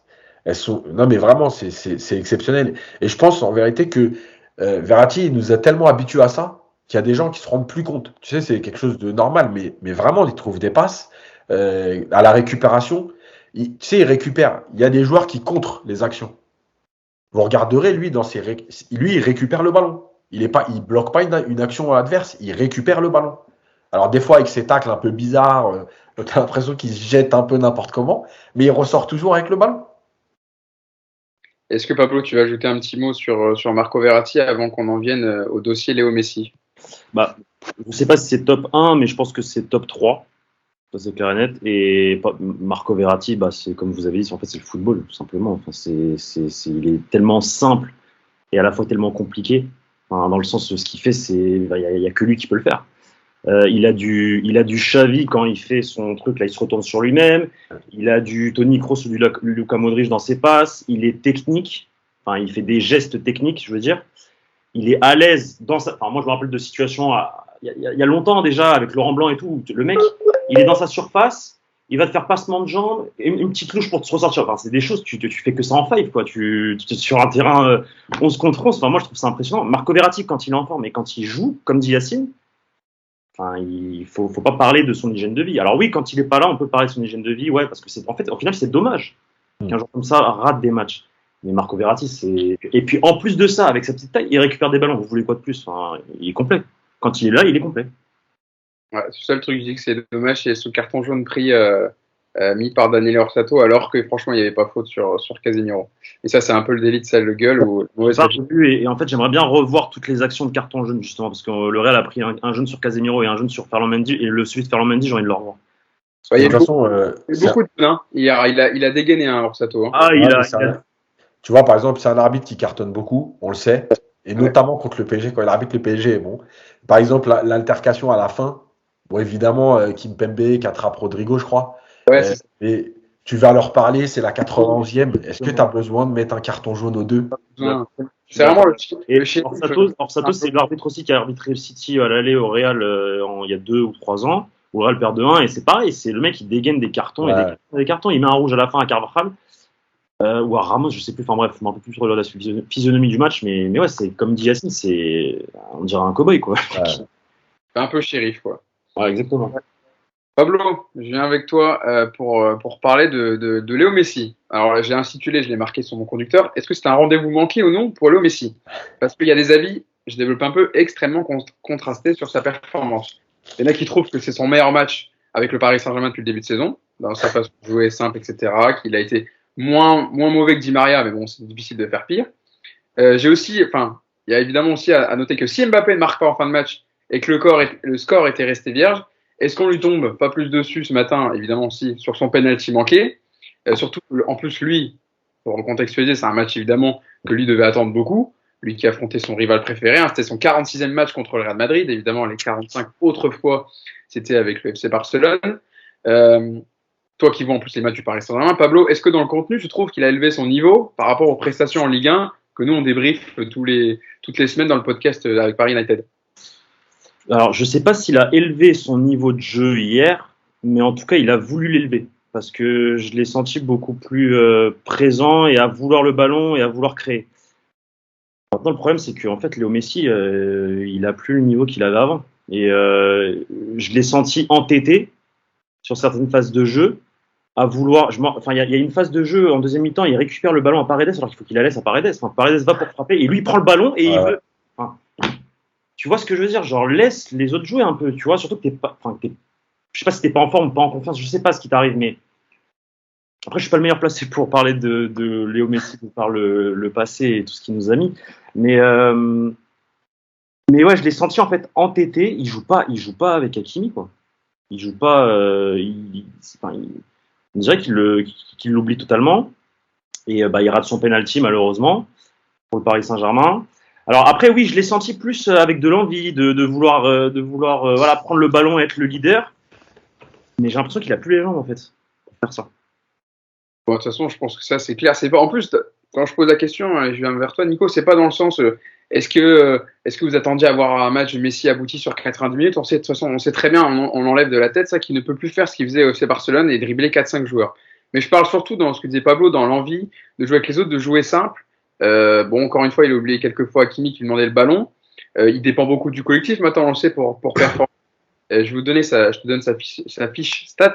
Il a touché 100 ballons, 8 tirs, 23 ballons perdus et un penalty manqué surtout. Et puis j'ai donné la stat tout à l'heure sur les penaltys manqués, Nico. Mais comment tu analyses son match? C'est dur à analyser, je trouve, parce que alors je sais ce que Yacine va te dire derrière, donc je vais pas aller sur ses plates-bandes parce que j'aimerais pas tuer le suspense et voilà, donc je vais pas aller sur ce terrain-là. Sur ce que je vois de positif sur le match d'hier, c'est qu'il y a effectivement il n'y a pas ce côté je suis dans un coin un peu planqué et je sers à rien. Je l'ai vu dans le cœur du jeu à venir beaucoup décrocher, et puis voilà, quand tu dis il y a 100 ballons touchés, c'est pas anodin. Donc ça, c'est la première chose. Il a pesé dans ce match.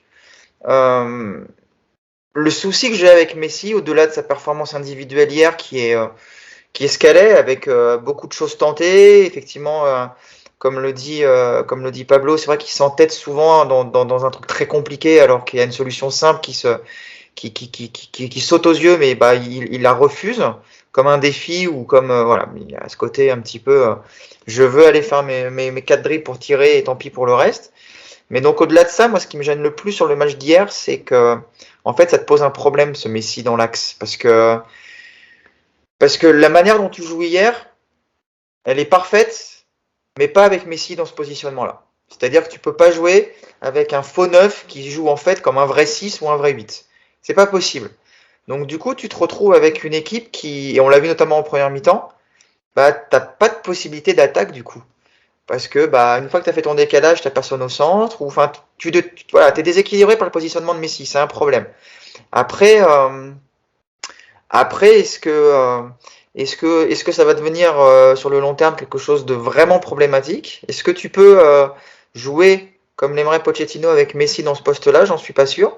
Mais comme tu peux pas le mettre à droite de toute façon parce qu'il n'a plus les jambes et que de toute manière il n'y reste jamais, c'est vraiment le seul poste aujourd'hui où tu peux le mettre. Ou alors jouer à 2 attaquants dans l'axe, ce qui n'est pas pour le moment dans le plan. Et donc voilà. Le match d'hier, il est bizarre. Il est bizarre parce que j'ai vu vraiment des plus mauvais matchs de Messi cette saison. Honnêtement, en étant très objectif, c'est pas du tout son pire match depuis le début, depuis qu'il est arrivé au Paris Saint-Germain, loin de là. Alors effectivement que le penalty qui marque pas, il pèse à l'arrivée dans la balance, mais j'ai envie de dire que ça, un penalty, ça arrive. Ok, c'est Messi, mais même Messi rate des penalties. Puis il y a aussi Courtois qui le sort, donc je vais mettre le penalty vraiment de côté pour pas influencer le bilan global, même si on doit le prendre en compte un petit peu. Mais voilà, c'est pas son plus mauvais match, mais c'est un match où en fait, je trouve il t'amène plus de problèmes qu'il va t'amener de solutions finalement. Donc c'est vraiment bizarre de dire ça d'un Messi, mais aujourd'hui dans ce PSG là, j'ai vraiment la sensation que c'est un problème insoluble aujourd'hui pour Pochettino. Où placer Messi par rapport aux joueurs qu'il a autour de lui. Et j'ai même pas la solution personnellement. Tant mieux d'ailleurs, parce que je suis pas coach. Hein, mais si toi, je te dis, c'est que aujourd'hui tu le mets dans l'axe, il faut qu'il ait un deuxième attaquant avec lui. Même un Icardi, un mec, enfin, il te faut un mec en pointe qui ne peut pas jouer sans avant-centre comme ça dans ce PSG là, c'est juste pas possible. Ce que je disais tout à l'heure, il a besoin d'un collectif fort aussi autour de lui pour performer. Mais de toute façon, t'inquiète pas, Nico, t'es pas payé pour ça, donc tu prends pas 500 000 € par mois. Donc. Je suis même pas payé tout court ici, donc. Ah si, t'es payé en commentaires positifs. Yacine, alors sur le match de Lionel Messi, est-ce que de quel côté tu te places par rapport à son match? Un peu un mélange de Pablo et Nico. Est-ce que tu trouves qu'il apporte plus de solutions? Est-ce que c'est pas son pire match? Je pense qu'on est tous d'accord là-dessus avec le Paris Saint-Germain, on en a eu des pires. Mais analyse-nous son match, vas-y Yacine. Mais c'est ça le problème, c'est que oui, on a eu des pires, mais c'était quoi les pires? C'est quoi le curseur, tu le mets où? Ah, sors-nous la thèse de la note. Alors, s'il a eu un 4 sur 20, c'est sûr que s'il a un 8 sur 20, c'est mieux, c'est ça? Mais évidemment, voilà, t'as tout dit. Non, mais moi je vais te dire, sa première mi-temps, elle est horrible. Parce qu'il dézone pas, il décroche plus bas que Verratti. Il y a des moments où il est derrière Verratti, il est presque plus bas que Paredes. Alors déjà, Paredes, il est dans le rond central, normalement, pas plus. Et là, il est plus bas que Paredes. Donc, je comprends pas. Ensuite, il s'entête. Et moi, c'est ça le problème. Honnêtement, aujourd'hui, il y a 2 choses. La première, c'est qu'il manque de respect au jeu. Franchement, il ne respecte pas le jeu. Il s'entête à chercher des appuis à l'intérieur du jeu alors qu'il y a la densité, il n'y a pas de solution. Il veut absolument trouver cet appui pour aller terminer lui-même l'action. Et en fait, ça engendre le deuxième problème, c'est que tout Messi qu'il est, toute carrière qu'il a, 7 ballons d'or, les titres et machin, et ben Messi, il est comme tout le monde. Il a quitté Barcelone et il a besoin de prouver qu'il peut réussir ailleurs qu'à Barcelone. Et vous regarderez bien les actions et vous verrez qu'il est dans la recherche de stats, entre guillemets, de buts, de gestes décisifs pour dire, regardez, je suis capable d'être décisif au PSG. Donc, avec tout ça mélangé, ça donne un Messi, je suis désolé, qui est horrible. Ouais, il fait pas un mauvais match, enfin il fait un meilleur match que d'autres prestations qu'il a fait avec Paris, mais il est horrible. Il crée rien, il perd beaucoup de ballons, il cherche des passes, je comprends même pas comment il peut les chercher. Et il a même pas cette intelligence. Alors, tu vois, c'est bizarre parce qu'en début de saison, les 2-3 premiers matchs, on avait dit, ah franchement super, il cherche pas à tirer la couverture, il joue très simple, il donne, il bouge, on lui donne le ballon, il remise en une touche. Mais là, on n'est plus du tout là-dedans. Là, on est dans le n'importe quoi. La recherche de. Alors après, en plus, il a 2 soldats qui sont mis à son service. Et je pense honnêtement que tant que les résultats suivront, ça ira. Le jour où Paris va perdre, je donne pas cher du vestiaire. Parce que moi, si je suis à la place de Hakimi, si je suis à la place de même parfois Mbappé, un peu moins bien sûr, de Mendes, mais quand je vois Di Maria et Paredes chercher en permanence Messi alors que le jeu il n'est pas là, mais vaut mieux que Paris gagne pour pas que le vestiaire explose. Voilà. Parce que honnêtement, moi je suis Hakimi, je vous dis honnêtement, à un moment donné ça se passe mal parce que c'est juste pas possible. Di Maria, j'ai commencé à travailler sur la minute coach parce qu'il y en aura une. J'ai des séquences. C'est-à-dire que si ils avaient mis les 11 madrilènes avec Courtois devant lui, Messi au milieu, il aurait essayé de trouver Messi, quoi. Non, mais arrête de te foutre de notre gueule, toi aussi. Donc, je pense qu'à un moment donné, il y a tout ça. Messi, honnêtement, il est là pour montrer aujourd'hui. Et pour revenir sur le penalty, je pense que c'est un symbole. Messi a raté beaucoup de penalty dans sa carrière. Je pense qu'il le tire parce que il lui fallait un but. Et peu importe qu'il soit sur penalty, il fallait qu'il marque dans ce match. Parce que comme il n'a pas été bon depuis le début de saison, parce qu'il n'a pas de stats, parce qu'il n'est pas décisif, évidemment, on va me dire oui, le but contre City, etc. Bref, c'est très peu pour Messi. En fait, penalty ou pas penalty, fallait qu'il marque. Voilà. Donc je pense qu'il prend le penalty. Dans sa tête, c'est non discutable. Et puis après, tu peux toujours jouer avec l'histoire de la fameuse théorie du mec sur qui il y a la faute, est-ce qu'il doit tirer, est-ce qu'il ne doit pas tirer. Bon, bref. En tout cas, il prend le ballon pour dire voilà, je vais marquer dans ce match-là. Et en plus, il le rate. Voilà, je pense qu'à un moment donné, il faut que Messi se remette à l'endroit, entre guillemets, en se disant non, je respecte le jeu, ça viendra quand ça viendra. L'important, c'est que Paris gagne. Mais je pense qu'il n'est pas dans cette démarche. Et la dernière chose, ça me permet, en tant qu'éducateur, toujours un petit message, de réhabiliter encore une fois plein de choses. Et ben oui, Messi, ça a beau être un des plus grands joueurs de l'histoire du foot. Bah, sans Xavi, Iniesta et le collectif du Barça, on parlerait peut-être pas de. Alors encore une fois, j'ai pas dit qu'on est en train.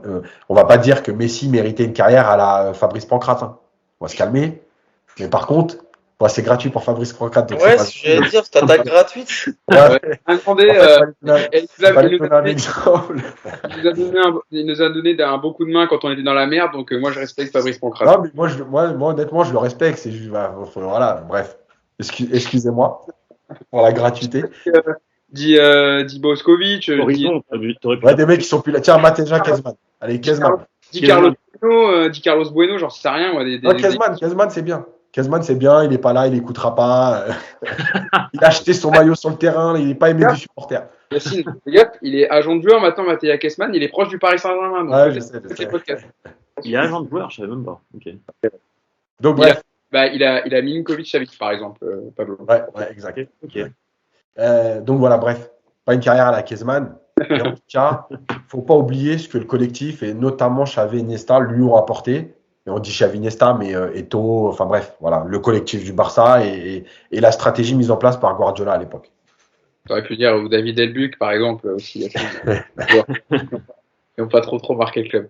Un petit mot juste rapidement avant qu'on passe à la partie réelle avec Jean Tower. Pablo, je reviens avec toi, Nico, sur l'entrée de Neymar quand même en fin de match, qui est revenu à la compétition quand même. On l'attendait depuis fin novembre. Après son entorse à la cheville. Il est rentré à la 72e minute à la place de Di Maria. Bon, on va pas parler du match de Di Maria qui a tenté 3 dribbles tentés, j'ai sa fiche, aucun réussi. 3 tirs, 0 cadré. Compliqué de le trouver et de voir son apport dans le jeu hier soir. Mais on en a déjà parlé plusieurs fois dans les podcasts, donc on va pas revenir sur son cas. Mais sur l'entrée de Neymar, qui a été intéressant dans ce choix, il a tout de suite amené quelque chose dont Paris avait besoin dans ce dernier quart d'heure. Nico, il a été en jambes et puis il fait cette, même si c'est pas une passe décisive comme disait Yacine tout à l'heure, mais il fait cette petite talonnade pour Mbappé qui aboutit au but. Oui, bah, j'avais dit il y a 15 jours, quand on commençait à parler de son retour, qu'il aurait au mieux 15 minutes dans les jambes. En fait, je pense qu'il en avait 10, voilà. Donc, il a fait une entrée sympa pendant 10 minutes.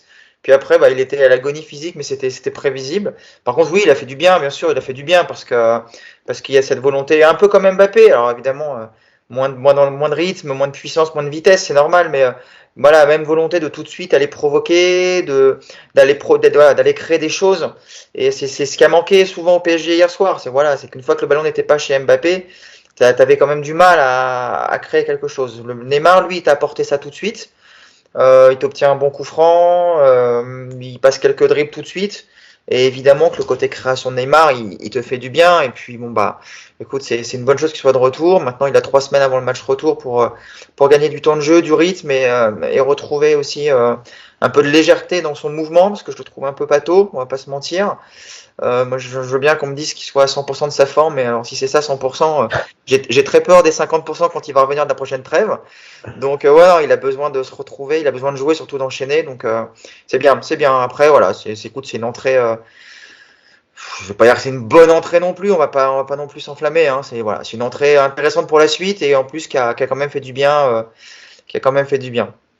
Non, mais c'était histoire de dire un petit mot voilà, quand même sur le retour. Yacine, c'est de bonne augure. Peut-être remplacer Di Maria aussi, qui est déficient en ce moment. Et puis, il a 3 semaines pour parfaire sa condition physique. Oui, ouais, moi je trouve qu'il a fait une entrée intéressante aussi dans ses premières prises de balle, dans cette envie d'aller vers l'avant. Là où on voit qu'il manque de rythme et qu'on ne nous dise pas effectivement qu'il est à 100%, je pense que c'est l'action où le ballon en profondeur et il pique un peu devant Courtois, il la met un peu derrière tout le monde. Ah oui. S'il a 3 matchs dans les jambes, je vous annonce qu'il arrive 5 mètres avant. Il apprend avant, il a un angle pour frapper, bah bien sûr. Le ballon il est plutôt bien donné. Il met 10 mètres à le récupérer et c'est pour ça qu'après il a plus d'autre choix que d'essayer de piquer un peu par-dessus en cherchant le deuxième poteau. Voilà. Maintenant, oui, bien sûr qu'il y a besoin d'un Neymar, surtout quand tu vois les prestations de Di Maria. Bah oui, il y a besoin d'un Neymar en forme et ce Neymar-là, il va être important. Après, il faudra voir l'animation que tu vas y mettre avec ce nouveau rôle de Messi en faux neuf, avec Mbappé qui est à gauche. Mbappé hier, pour ceux qui ont vu, à l'entrée de Neymar, il part à droite, comme si il allait jouer à droite. Finalement, il se retrouve très vite à gauche. D'ailleurs, sur l'action du but, il est à gauche. Voilà, est-ce que finalement la solution future du PSG, c'est pas 3 joueurs devant et puis en fait chacun s'adapte un peu à la configuration du moment, à droite, à gauche. Des fois Neymar sera à droite, des fois ce sera Messi, des fois ce sera Mbappé. Voilà, peut-être ça, et plutôt que d'avoir des postes fixes, parce que là aujourd'hui, voilà, l'entrée de Neymar, ça va être compliqué parce que déjà Mbappé lui joue à gauche. Voilà, mais bon, en tout cas, moi je l'ai trouvé intéressant dans son entrée. Il a apporté quelque chose et du dynamisme et une envie aussi. Voilà, on se dit qu'il avait envie de jouer quand même. Ouais, une bonne rentrée pour ces 18 minutes jouées pour Neymar. Bon, je pense qu'on était complet sur la partie Paris Saint-Germain. Passons au Real Madrid maintenant. Pablo, tu vas nous être d'une. Attends, alors juste un mot aussi, le PSG, 2 secondes sur Danilo, parce qu'on l'a beaucoup critiqué. Ouais, grave, c'est vrai. Bon, on en parlait un peu tout à l'heure, mais vas-y. Ouais, mais juste 30 secondes parce que c'est important. Honnêtement, je trouve que son match a été très bon. Alors, il a été très bon tactiquement dans le rôle hybride que lui a donné Pochettino. Et il a été intéressant balle au pied. Il n'a pas pris de risque. Il a fait 1 ou 2 montées pour essayer d'apporter un peu de dynamisme, notamment en première période où ça manquait. Et je voulais aussi positiver avec lui parce qu'on a été critiqué avec lui. Un peu moins sur les derniers matchs. On l'avait trouvé intéressant sur les derniers matchs du championnat. Mais je pense que en fait, ça correspond aussi un peu, pas tout, mais à ce qu'on avait dit depuis le début de saison. Enfin, depuis son arrivée, je pense que Danilo, il a besoin d'être dans un cadre. Et dans ce cadre-là, c'est j'ai un rôle, je le remplis et je fais simple. Voilà. Si tu mets Danilo en 6 à la création parce que tu dois avoir le ballon, etc., oui, c'est pas possible. Par contre, dans ce rôle-là, d'être dans l'impact, de bien défendre, de couvrir, d'être ce 3e défenseur central. Et en plus, tu vois, par rapport à d'habitude, il vient s'intercaler entre les deux. Là, Marquinhos est resté entre les deux, c'est lui qui est venu à droite.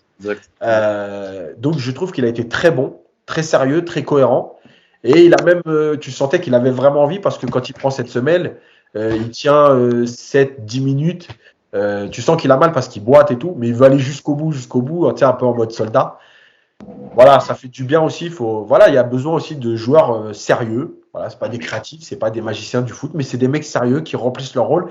Et hier, son rôle a été hyper important, notamment pour Hakimi. Ouais, non, mais il a été très intéressant. Pablo, si tu voulais appuyer sur le match de Danilo, parce que tu me l'avais dit aussi que tu avais trouvé qu'il avait fait un bon match tout à l'heure, Danilo Pereira. J'ai rien à rajouter avec ce qu'a dit Yacine, je suis totalement d'accord avec lui. Il a souligné dans un cadre comme avec la sélection portugaise en fait.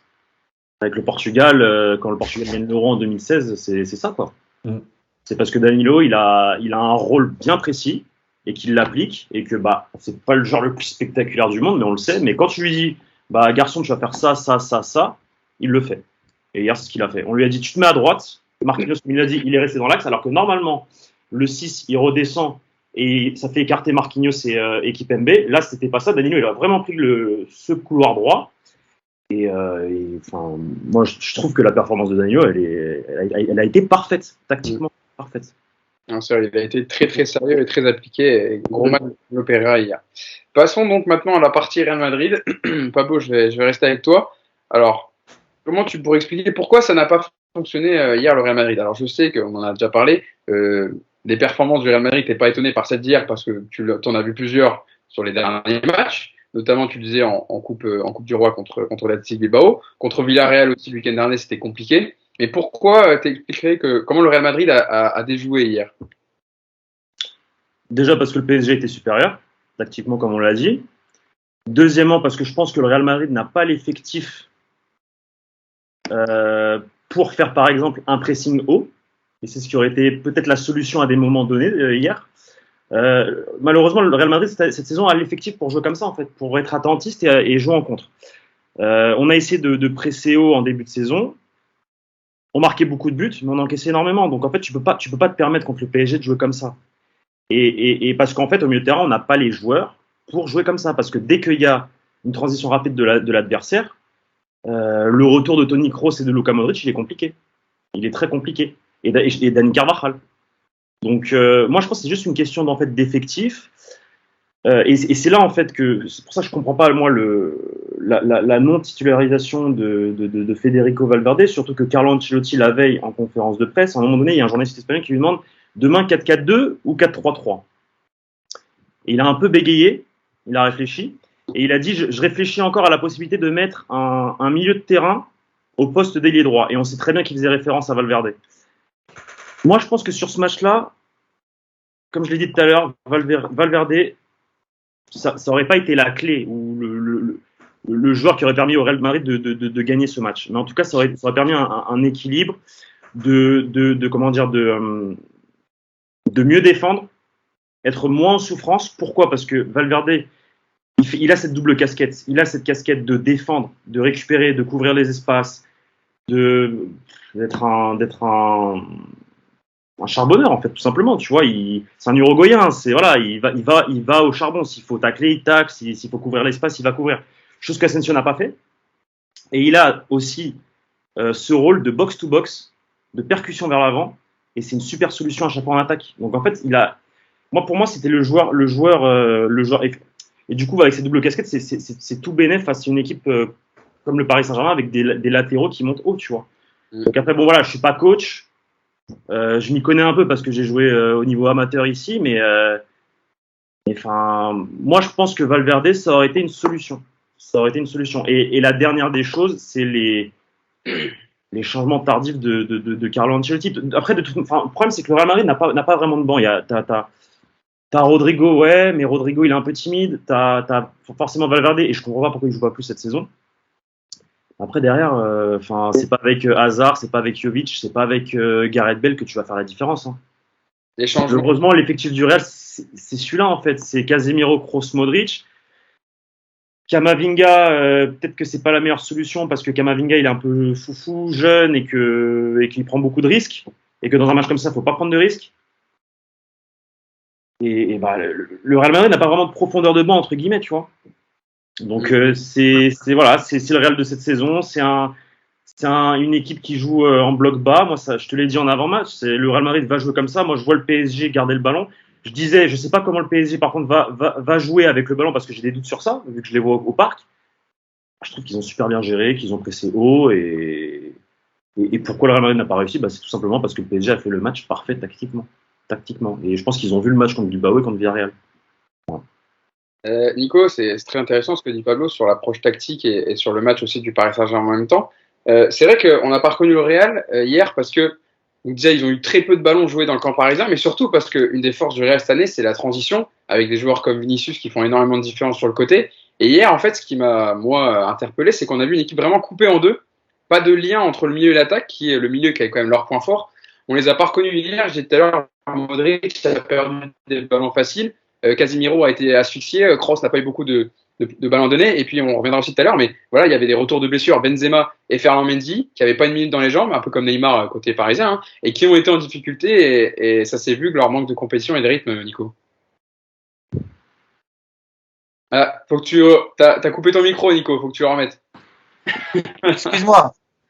J'ai un déménagement en même temps, là, c'est l'enfer.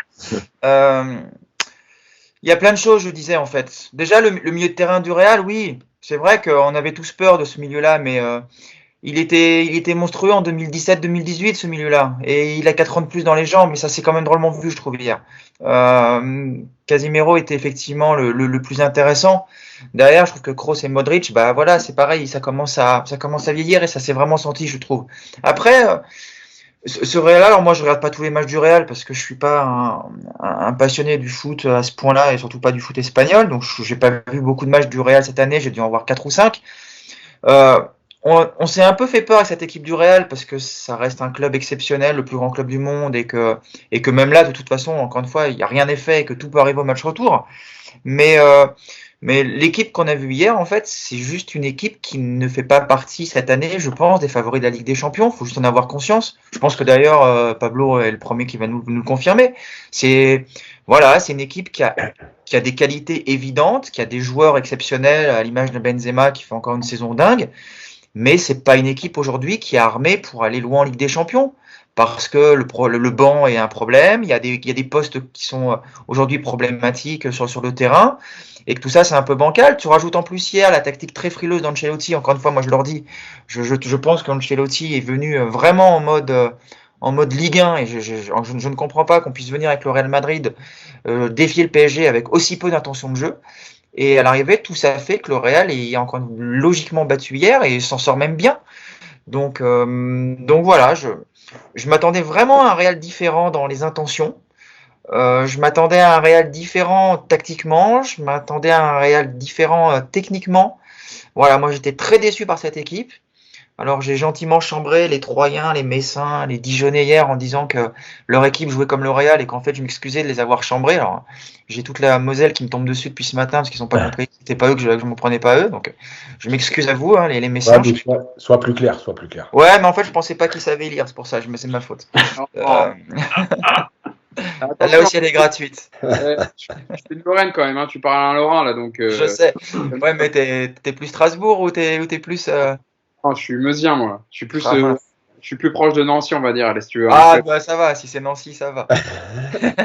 C'est la ville, Nancy. Nous, on va descendre en national, alors on est dernier ligue. Donc, c'est pas la. Mais non, donc voilà, moi, c'est vraiment encore une fois, cette manière de venir au parc avec aussi peu d'ambition qui m'a vraiment déçu du Real.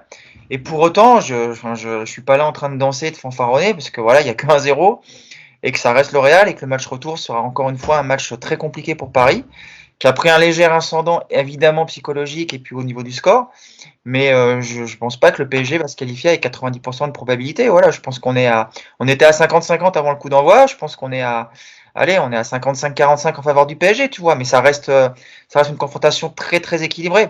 Par contre, c'est vrai que si le Real reproduit le même genre de match au retour en mettant aussi peu d'intensité, évidemment que le PSG sera dans un fauteuil, mais il y aura aussi Benzema qui va revenir en forme.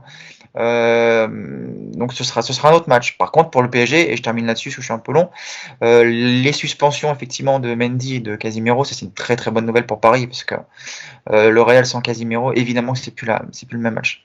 Ou pas. Parce que ils seront suspendus. Casemiro, ça fait depuis la fin de la saison dernière qu'il est plus du tout à son niveau d'avant. Et ça se ressent.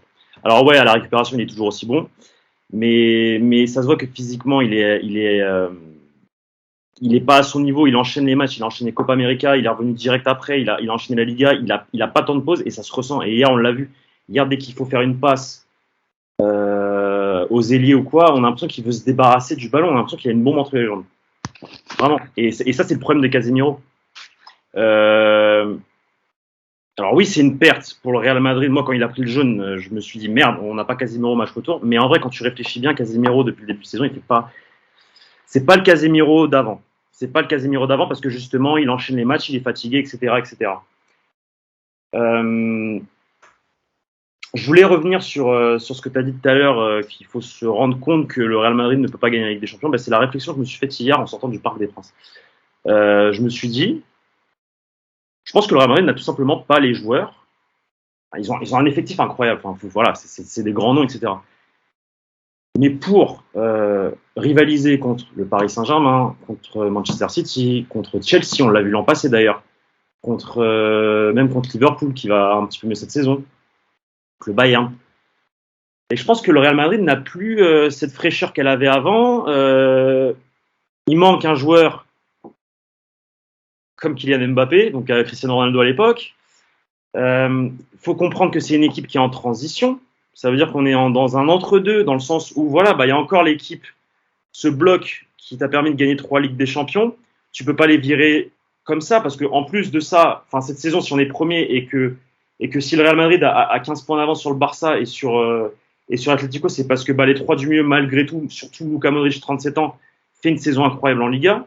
Mais vraiment, faut regarder les matchs du Real Madrid, mais Luka Modric, cette saison, c'est incroyable. Moi, je me dis, le mec à 37 ans, il continue à faire des top matchs comme ça. Après, voilà, c'est la Liga. Moi, je pense que voilà, le Real Madrid, en fait, n'a que l'effectif pour gagner la Liga, et c'est déjà pas mal. C'est déjà pas mal parce qu'en début de saison, je sais pas si vous vous rappelez, mais en début de saison, quand Kylian Mbappé ne signe pas, il y avait beaucoup de supporters parisiens qui disaient, mais que va faire Kylian Mbappé là-bas, équipe vieillissante, etc. Il y avait beaucoup de doutes sur l'effectif. Alors, en Liga, ils ont répondu présent, et moi, je pense que si le Real Madrid gagne la Liga, c'est une super saison pour le Real Madrid. Alors forcément, il y a la baisse de niveau de Liga générale qui fait que le Real Madrid peut être premier. On peut en discuter parce que voilà, mais malgré tout, le Real Madrid a su être constant toute la saison. Alors forcément, voilà, t'as des hauts et des bas dans une saison. Tu gagnes pas tous les matchs, tu perds tu fais match nul contre Villarreal, tu fais un match nul à la maison contre Alaves ou Elche. C'est une Liga, c'est normal. Paris, c'est pareil. Mais quand tu réfléchis bien et quand tu te poses, je suis pas sûr que malheureusement le Real Madrid ait l'effectif pour remporter la Ligue des Champions, parce que ça étonne Nico, mais le Real Madrid c'est une équipe qui joue en bloc bas, qui peut pas faire un pressing constant vers l'avant et qui peut pas jouer haut. Ils ont la qualité pour jouer. Par contre, si tu leur laisses le ballon, si tu dis prenez le ballon, tac, ils ont les 3 du mieux quoi qu'il arrive. Yacine, je crois que c'est en début de podcast, il l'a dit. Enfin, tu peux pas leur laisser le ballon parce que ça reste quand même des cracks et les meilleurs du monde à ce poste-là. Tu vois, ils se connaissent parfaitement. Toni Kroos, pareil, il fait quand même une bonne saison. Celui qui est à la peine cette saison, pour moi, c'est Casemiro. Mais voilà, malheureusement, je pense que le Real Madrid n'a pas l'effectif. Les joueurs, Carvajal, on l'a vu hier, complètement à la rue face à Kylian Mbappé. Forme, quoi. C'est une équipe en transition qui se reconstruit, qui a commencé la reconstruction avec t'as Valverde, t'as Vinicius, t'as Rodrigo, t'as Camavinga, t'as Militao qui a fait un top match hier. Je tiens à souligner quand même le très bon match parce que c'était compliqué, parce qu'à côté de lui il y avait Carvajal et du coup il devait constamment couvrir. Il a été serein, il a pas fait trop d'erreurs sauf à la fin. Militao fait une très très grosse saison, il y a Thibaut Courtois, donc il y a des joueurs pour le futur. Maintenant voilà, tu as le milieu de terrain qui est vieillissant, il va falloir le reconstruire, c'est une équipe en transition, on attend Kylian Mbappé. Et il va falloir acheter un latéral droit, va falloir faire monter peut-être des jeunes de la Castilla parce qu'il y a un très bon potentiel là cette saison à la Castilla. Il y a 2-3 jeunes qui sont vraiment très prometteurs, notamment Rafa Marín qui joue défenseur central et Peter Federico qui joue ailier droit. Il faut commencer à bosser le futur milieu de terrain, quoi, tout simplement. Modric, ça va être sa dernière saison l'année prochaine parce qu'il va être là pour l'inauguration du stade. Toni Kroos, heureusement que Toni Kroos a pris sa retraite internationale parce que du coup il peut enchaîner les matchs et il est moins fatigué. Mais Toni Kroos l'an passé avec la sélection allemande, en fin de saison, il était complètement à la rue, Toni Kroos. Là cette saison il fait une très très bonne saison, mais parce que justement il n'a pas l'Allemagne à côté. Donc voilà, c'est une équipe en transition. Moi ça m'étonne pas que le Real Madrid joue comme Metz ou entre guillemets comme Metz. Après voilà, ils ont les qualités pour jouer en transition et pouvoir se créer des occasions mieux que Metz ou Rennes la semaine dernière. Je vais me faire tuer là, j'ai pas dit que c'était une blague. Non mais je sais Nico, je sais, t'inquiète, je sais. C'était dans les intentions encore une fois. Mais c'est pas étonnant, c'est le Real Madrid. Faut s'en rendre compte, le Real Madrid joue comme ça et le Real Madrid joue comme ça depuis le mois de novembre parce que Carlo Ancelotti s'est rendu compte que en pressant haut, il avait pas les joueurs pour après faire le boulot défensif, revenir derrière parce que c'est compliqué avec Casemiro, Kroos, Modric, Carvajal, Lucas Vazquez qui sont pas en forme. Hier, Lucas Vazquez prend le boulot parce que Lucas Vazquez c'est pas un latéral. On n'a pas de latéral remplaçant au Real Madrid. On n'a personne. Justement, il y a des déclarations de Carlo Ancelotti et je vais venir vers toi, Yacine. Il expliquait justement la déroute de son équipe. Alors, il explique, l'entraîneur italien, on a beaucoup souffert, la pression du PSG nous a étouffés. Les attaquants n'ont pas eu beaucoup le ballon, c'est pas plus compliqué que ça. En bloc bas, vous devez être beaucoup plus agressif. On n'a pas tenu la balle comme on le fait d'habitude. On a souffert sur tous les aspects du jeu, on doit faire beaucoup mieux. Le problème de Benzema n'était pas juste pas assez de ballons. J'ai dit aux joueurs que nous n'avions pas joué comme nous devions le faire. Mais ce qui est paradoxal, Yacine, c'est que Paris ne mène que d'un but, en fait. Alors que, dans ce qu'on dit depuis tout à l'heure, c'est vrai que Paris a outrageusement dominé, on va dire, pas dans le, peut-être pas dans les occasions, mais en tout cas dans la maîtrise du match, etc., et dans ce qu'ils ont montré. Mais en fait, tout reste à jouer parce que sur un match, le Real peut largement revenir et il suffit de mettre 2 buts ou même mettre un but et leur prolongation. Maintenant, avec on le rappelle, la règle du but à l'extérieur qui n'existe plus, ça change aussi. C'est une grosse connerie pour moi. Je sais pas ce que vous en pensez, mais moi je trouve que c'est la mort de la Ligue des Champions et de la Coupe d'Europe parce que c'est un truc historique et moi je trouve que ça mettait plus d'ambiance. Après, je sais pas ce que vous en pensez vous, mais moi je trouve que ça casse un peu. Je me suis fait attaquer par Philippe Doucet ce matin. Il a répondu en dessous d'un tweet. Ah ouais. Parce que j'ai dit merci à l'UEFA parce que je pense que s'il y a le but à l'extérieur, le Real fait pas une prestation comme ça pendant 90 minutes. Et c'est vrai ça. Et il me dit ah ouais, c'est vrai que pendant 30 ans, on n'a pas vu des équipes à domicile se contenter du 0-0. Je crois que j'ai pas dû voir la même Coupe d'Europe toute ma vie, mais bon, c'est pas grave. Non, mais en fait, pour revenir sur le Real et sur la prestation et ce que dit Ancelotti, je pense que l'idée de base, encore une fois, c'est pas pour dire que je l'avais prévu, mais je voyais le Real et j'avais dit qu'il partirait comme ça. Après, je pense qu'il n'avait pas prévu que le PSG lui mettrait ce pressing-là et l'empêcherait de sortir aussi longtemps. Exactement. Il a dû se dire, on va être pressé au départ, ils sont à domicile, c'est la Coupe d'Europe, machin, mais au bout de 20-25 minutes, bon, ça va relâcher un peu, on va pouvoir sortir. Et je pense que la titularisation de Benzema, elle est faite pour ça, c'est-à-dire que c'est le joueur, parce que Bale, pas de problème, hein, il peut dépanner, mais il va dépanner dans des appels en profondeur, etc. Pas pour garder le ballon et permettre au bloc de sortir, de respirer, d'aérer le jeu. Le problème, c'est que tu n'as jamais trouvé Benzema. Donc, évidemment que ton plan, il est déjà en partie foutu. La deuxième chose, c'est que tu disais au début, Hugo, Mendy, il n'avait pas, Ferland Mendy, il n'avait pas joué depuis longtemps, et c'est vrai. Sauf que le problème, c'est que ton remplaçant, c'est Marcelo. C'est vrai. Donc là, si tu mets Marcelo, je t'annonce que ça aurait été encore pire. Donc voilà. La troisième chose, c'est évidemment Carvajal. Moi, je l'ai tweeté pendant le match, vers la 20-25e. Je te jure que si je suis entraîneur du PSG, je dis à Mendes, écoutez-moi bien, les 10 prochaines minutes, on va perdre des ballons et percutez-le-moi. Mais tu sais quoi, asphyxiez-le. À chaque prise de balle, allez le percuter. Il va exploser. Voilà. Il était à la rue sur toutes les situations. T'as l'impression qu'il avait déjà perdu le fil du match à la 20e. Ouais. Et je trouve que le PSG était très gentil. Vas-y. Ouais, lui, il a explosé en descendant du bus, en arrivant au parc déjà, on le sentait quoi. Non, mais il était pas en condition pour jouer un match, ça s'est sorti tout de suite. Il n'avait pas les jambes, il n'avait pas enfin, c'était fou quoi. Mais c'est clair. Et donc moi, tu vois, je trouve que le PSG était trop gentil de ce côté-là. Moi, j'aurais appuyé là-dessus à mort, parce qu'en plus de le prendre, il y a les fautes, il y a les cartons, il y a tout ça qui joue sur ce moment-là, tu vois. Ensuite, tu as l'histoire de Vasquez. Rappelez-vous que l'année dernière, Zidane utilise beaucoup Vasquez à droite, par défaut, mais malgré tout, en fait, entre un Carvajal moins en jambes, qui revient toutes les 3 semaines de blessure, il s'est dit à un moment donné, tant pis, c'est Vasquez qui va jouer. Et moi, je me rappelle de certains matchs de Ligue des Champions où on a loué le travail de Vasquez. Hein. Exactement. Donc voilà. Et sur Ancelotti, c'est un peu une critique que je vais faire par rapport à tout son parcours. D'habitude, Ancelotti a le don de concerner en général tout son groupe. Et je trouve que cette année au Real, il a du mal à le faire. Voilà, on voit Hazard qui est sur le banc, il rentre, bon voilà. Il y a Vasquez, il y a Bale, il y a Jovic. Voilà, Jovic. Il a rentré de temps en temps. Alors, c'est quand même un vrai neuf. Il a montré dans son passé, dans ses autres clubs, qu'il pourrait apporter quand Benzema était blessé. Et il a fait souvent confiance à Asensio en neuf ou même Bale contre Villarreal le week-end dernier. Voilà, et je trouve qu'Ancelotti, avant, il avait l'habitude de concerner 17, 18, 20 joueurs. Et là, on a l'impression que c'est moins. Il y a un 11, 12, allez, 13 peut-être, mais pas plus. Et c'est un problème. Après, je redis ce que j'ai dit au début. Évidemment qu'au match retour, il faut surtout pas y aller en se disant on mène 1-0, on va les laisser venir nous chercher, utiliser les espaces, jouer les transitions, parce que c'est une équipe, si elle se met dans son rythme, elle peut te faire mal, elle va t'endormir et elle va te faire mal. Et surtout, il y a une chose importante, en dehors de l'absence de Casemiro, c'est que, pour ceux qui suivent le Real depuis, allez, on va dire 3 ans, Kroos et Modric sont vieillissants. Kroos et Modric ne jouent plus 60 matchs par an top niveau.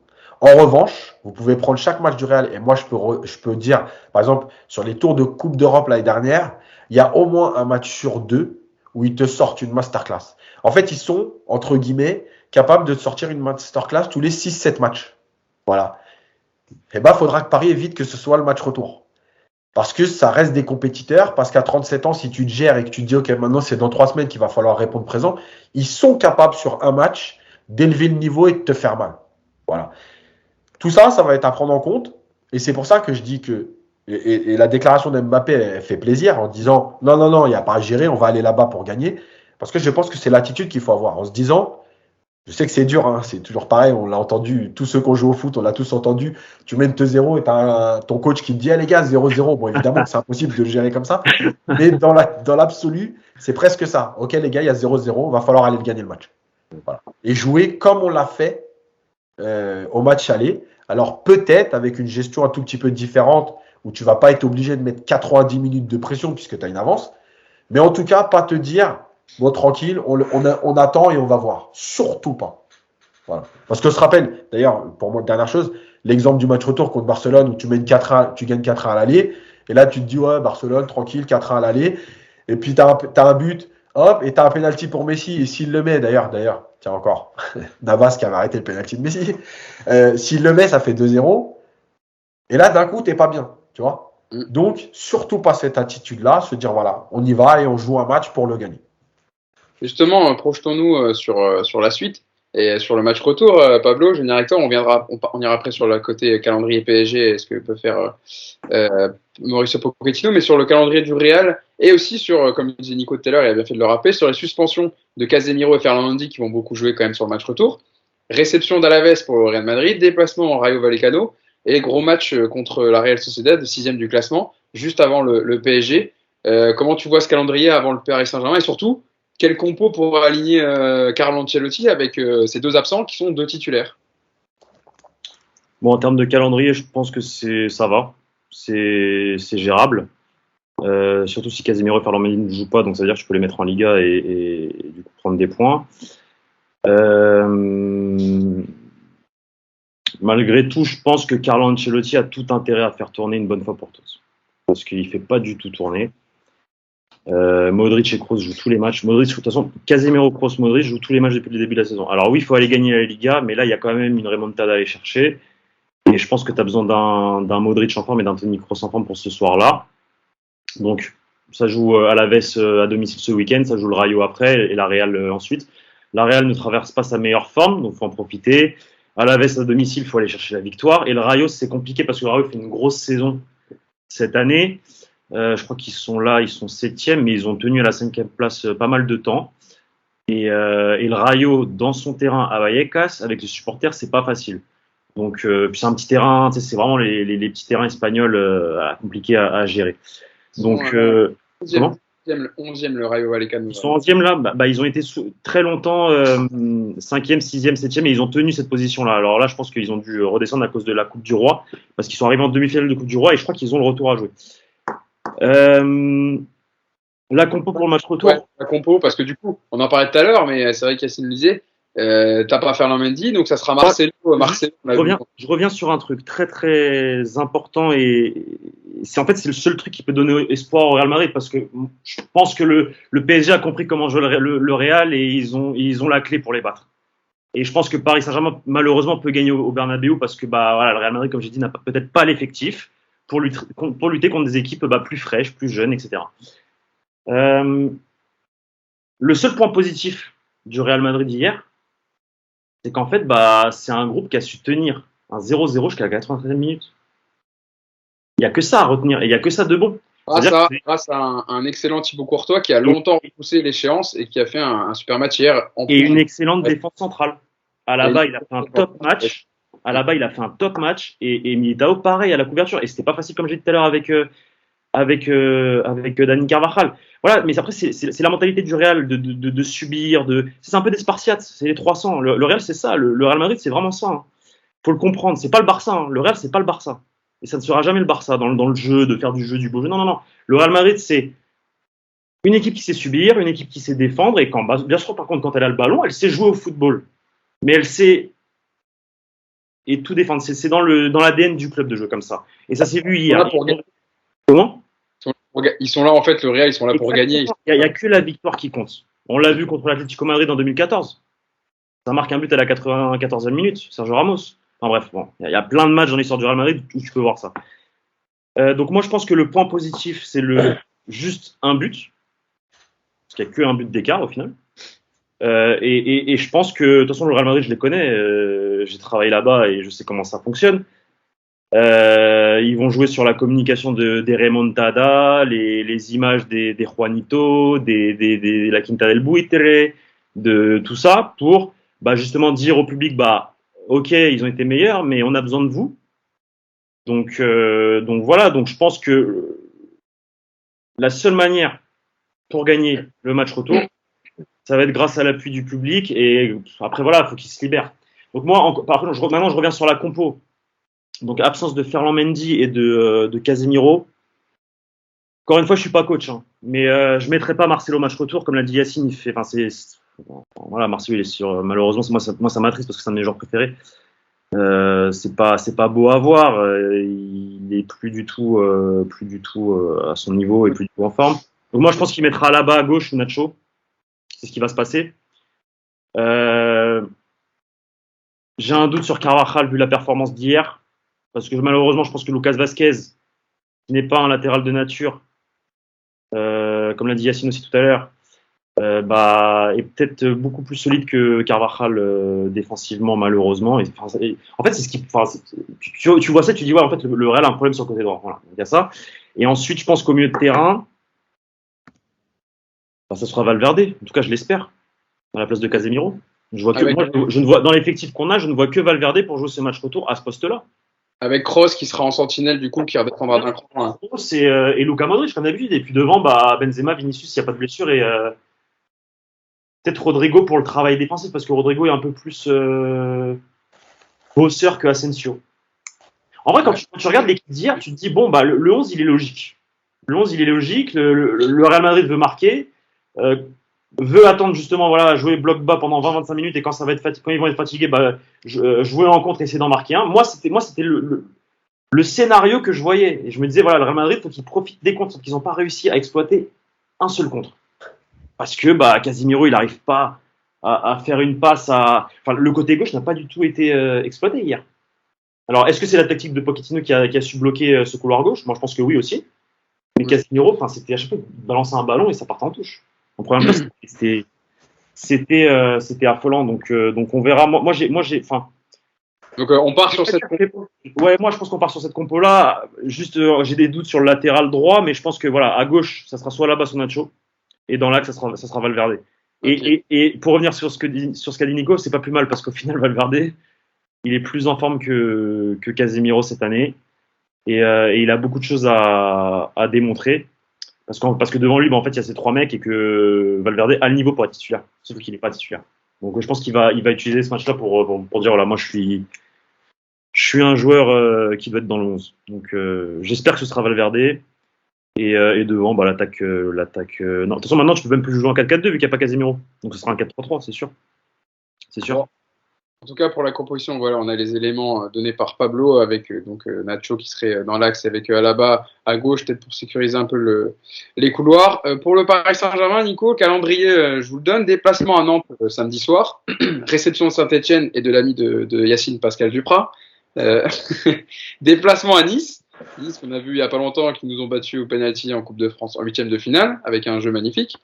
Et donc le match retour des 8e de finale de Ligue des Champions le 9 mars prochain. Déjà par rapport au calendrier, Nico, et puis par rapport. C'est quelle date? Nice, c'est quelle date, Hugo? Alors c'est le 5, c'est le 5 mars. Tranquille. Bah, les Niçois, ils ont la tête dans le seau, hein. Ils ont été sortis par Versailles 3 jours avant en coupe. Donc déjà, ils sont pas bien. Je peux vous l'annoncer déjà.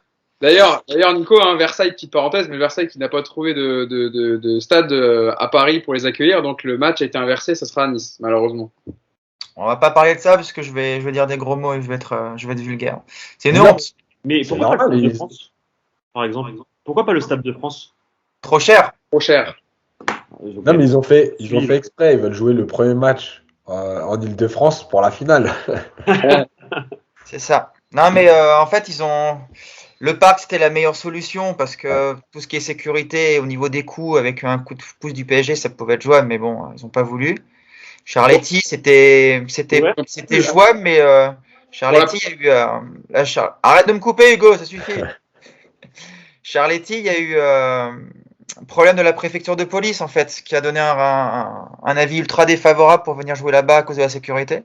Et Boer, pareil.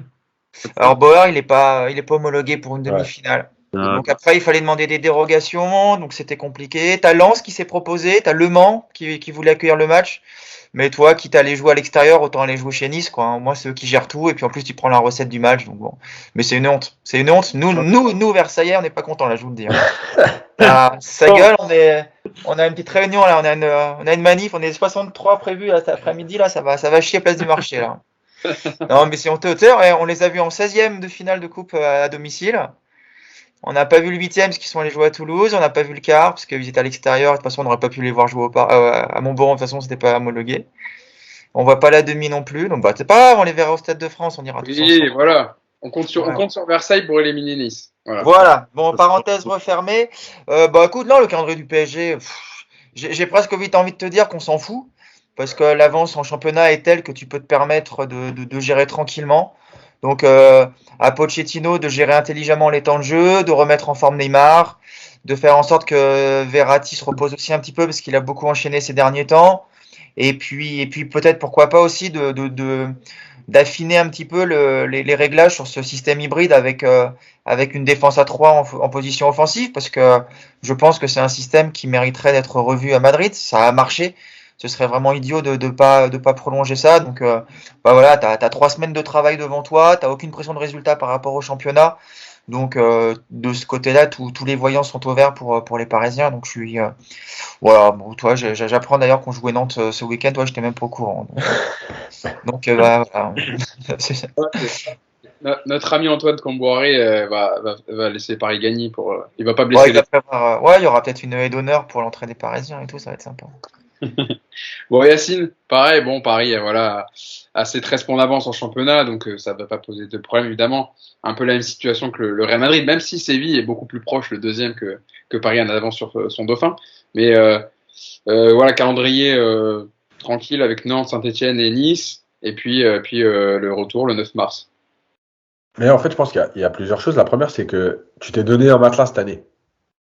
Déjà, tu vas pouvoir gérer. Deuxième chose, j'ai trouvé que les joueurs étaient plutôt en forme hier. Ils ont beaucoup donné tout le match, notamment Verratti par exemple, puisqu'il paraît que normalement à 60 il doit toujours sortir. Mais voilà, donc je pense qu'il y a eu une préparation. Alors il l'avait dit, hein, il y avait eu qu'un match par semaine, donc ils avaient travaillé pour être prêts à ce moment-là. Donc on peut imaginer que ça va être de mieux en mieux. Et la troisième chose, c'est de reconcerner un peu tous ceux qui sont mis de côté, parce qu'on voit bien par exemple avec l'absence de Casemiro Mendy que ça va très vite les suspensions. Donc ces 3 matchs ils peuvent te permettre de continuer à travailler certaines choses sur le plan athlétique, de remettre certains joueurs en place, parce que hier Paredes par exemple, il fait pas un match exceptionnel, il fait son match, on va dire un match correct, mais il n'est pas pressé. Quand tu vas te retrouver dans une configuration d'équipe qui vient de chercher, qui presse, on sait très bien qu'il est en difficulté. Donc, tu as un Gay sur le banc qui peut peut-être se remettre là dans la rotation, aller rechercher le temps. Voilà. Donc, il faut prendre ces 3 matchs. Le matelas que tu t'es donné, il t'évite les galères comme les dernières où tu es obligé d'aligner ton 11 type, d'aller chercher les points jusqu'au bout. Voilà. Donc, il faut garder cette dynamique, redonner du temps de jeu à Neymar. Ça va lui permettre de rejouer. Voilà. Je pense que tu arrives dans la bonne configuration à ce moment-là. Après, moi, je suis pas fan le 8e de finale, il m'énerve parce qu'il y a trop de temps entre le match aller et le retour. Et les 3 semaines, là, je trouve que c'est trop long. T'aurais préféré 2? Ouais, 2, c'est déjà bien. Voilà. T'as les matchs retour, enfin, t'as les matchs, la deuxième partie des matchs aller la semaine prochaine. Tu peux enchaîner les matchs retour directement. Il n'y a pas de trêve internationale. Voilà, je trouvais que 2 semaines, c'est bien. 3 semaines, c'est un peu long entre les deux matchs. Bon, après, voilà, c'est le calendrier. Il a toujours été comme ça. Hein, mais, par contre, tu vois, par exemple, après, à partir des quarts et demi, t'enchaînes match aller, match retour. Quoi. Ouais, ça ira plus vite après. Bon, bah, voilà ce qu'on pouvait dire sur le calendrier qui attend le Real Madrid et le Paris Saint-Germain avant le match retour, donc le 9 mars prochain à Santiago Bernabéu, qui est toujours en travaux d'ailleurs, hein, Pablo qui sera prêt. Les travaux seront finis pour le début de saison prochaine, c'est ça? Le 14 décembre 2022. 14 décembre, un peu plus après. Donc, bon, du coup, C'est une date historique parce que c'est le 14 décembre 1947 que Santiago Bernabéu a inauguré le nouveau stade à l'époque, qui a permis ensuite au Real Madrid de gagner des Coupes d'Europe, etc., de ramener Di Stefano. Enfin, après, on pourrait faire un podcast sur ça, hein. C'est très très long. Voilà, c'est la date choisie pour en gros inaugurer ce stade parce que faut comprendre que Pérez, lui, dans sa tête, c'est voilà, son miroir, c'est Bernabéu et il veut faire aussi bien que lui, voire mieux. en tout cas, voilà, ne vous étonnez pas, amis parisiens, si vous voyez le stade Santiago Bernabéu en travaux, c'est normal. Ça fait déjà plus d'un an que c'est en travaux, non? Parce qu'ils ont joué à Vicente Calderón quand Ça fait beaucoup plus même. J'étais encore au club que le stade commençait à avoir les premiers travaux, donc ça a commencé parce que c'était quand le Covid? C'était en 2019, donc Ouais. ça a commencé à l'été 2019.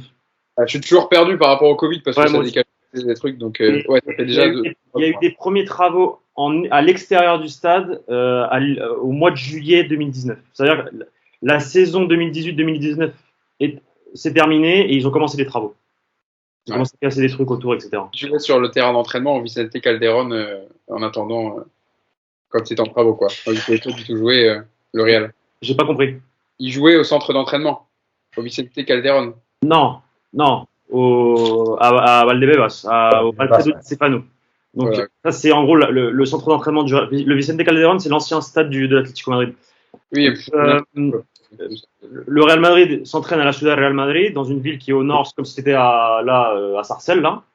Et ils ont leur centre d'entraînement à Poissy, bientôt. Voilà. Ils ont leur centre d'entraînement à Valdebebas. C'est un gros complexe. Et là-bas, il y a un stade conçu pour l'équipe réserve, qui joue ses matchs de Segunda B là-bas. Et en fait, pendant, je crois que ça a été juste après le Covid, en fait, ils ont profité. Voilà, c'est un truc. Ils ont profité du Covid pour dire on n'ouvre pas le stade, parce que vu qu'il n'y a pas de public, pourquoi ouvrir le Bernabéu, tu vois? Et comme ça, en fait, tu pouvais continuer les travaux et bombarder sur les travaux.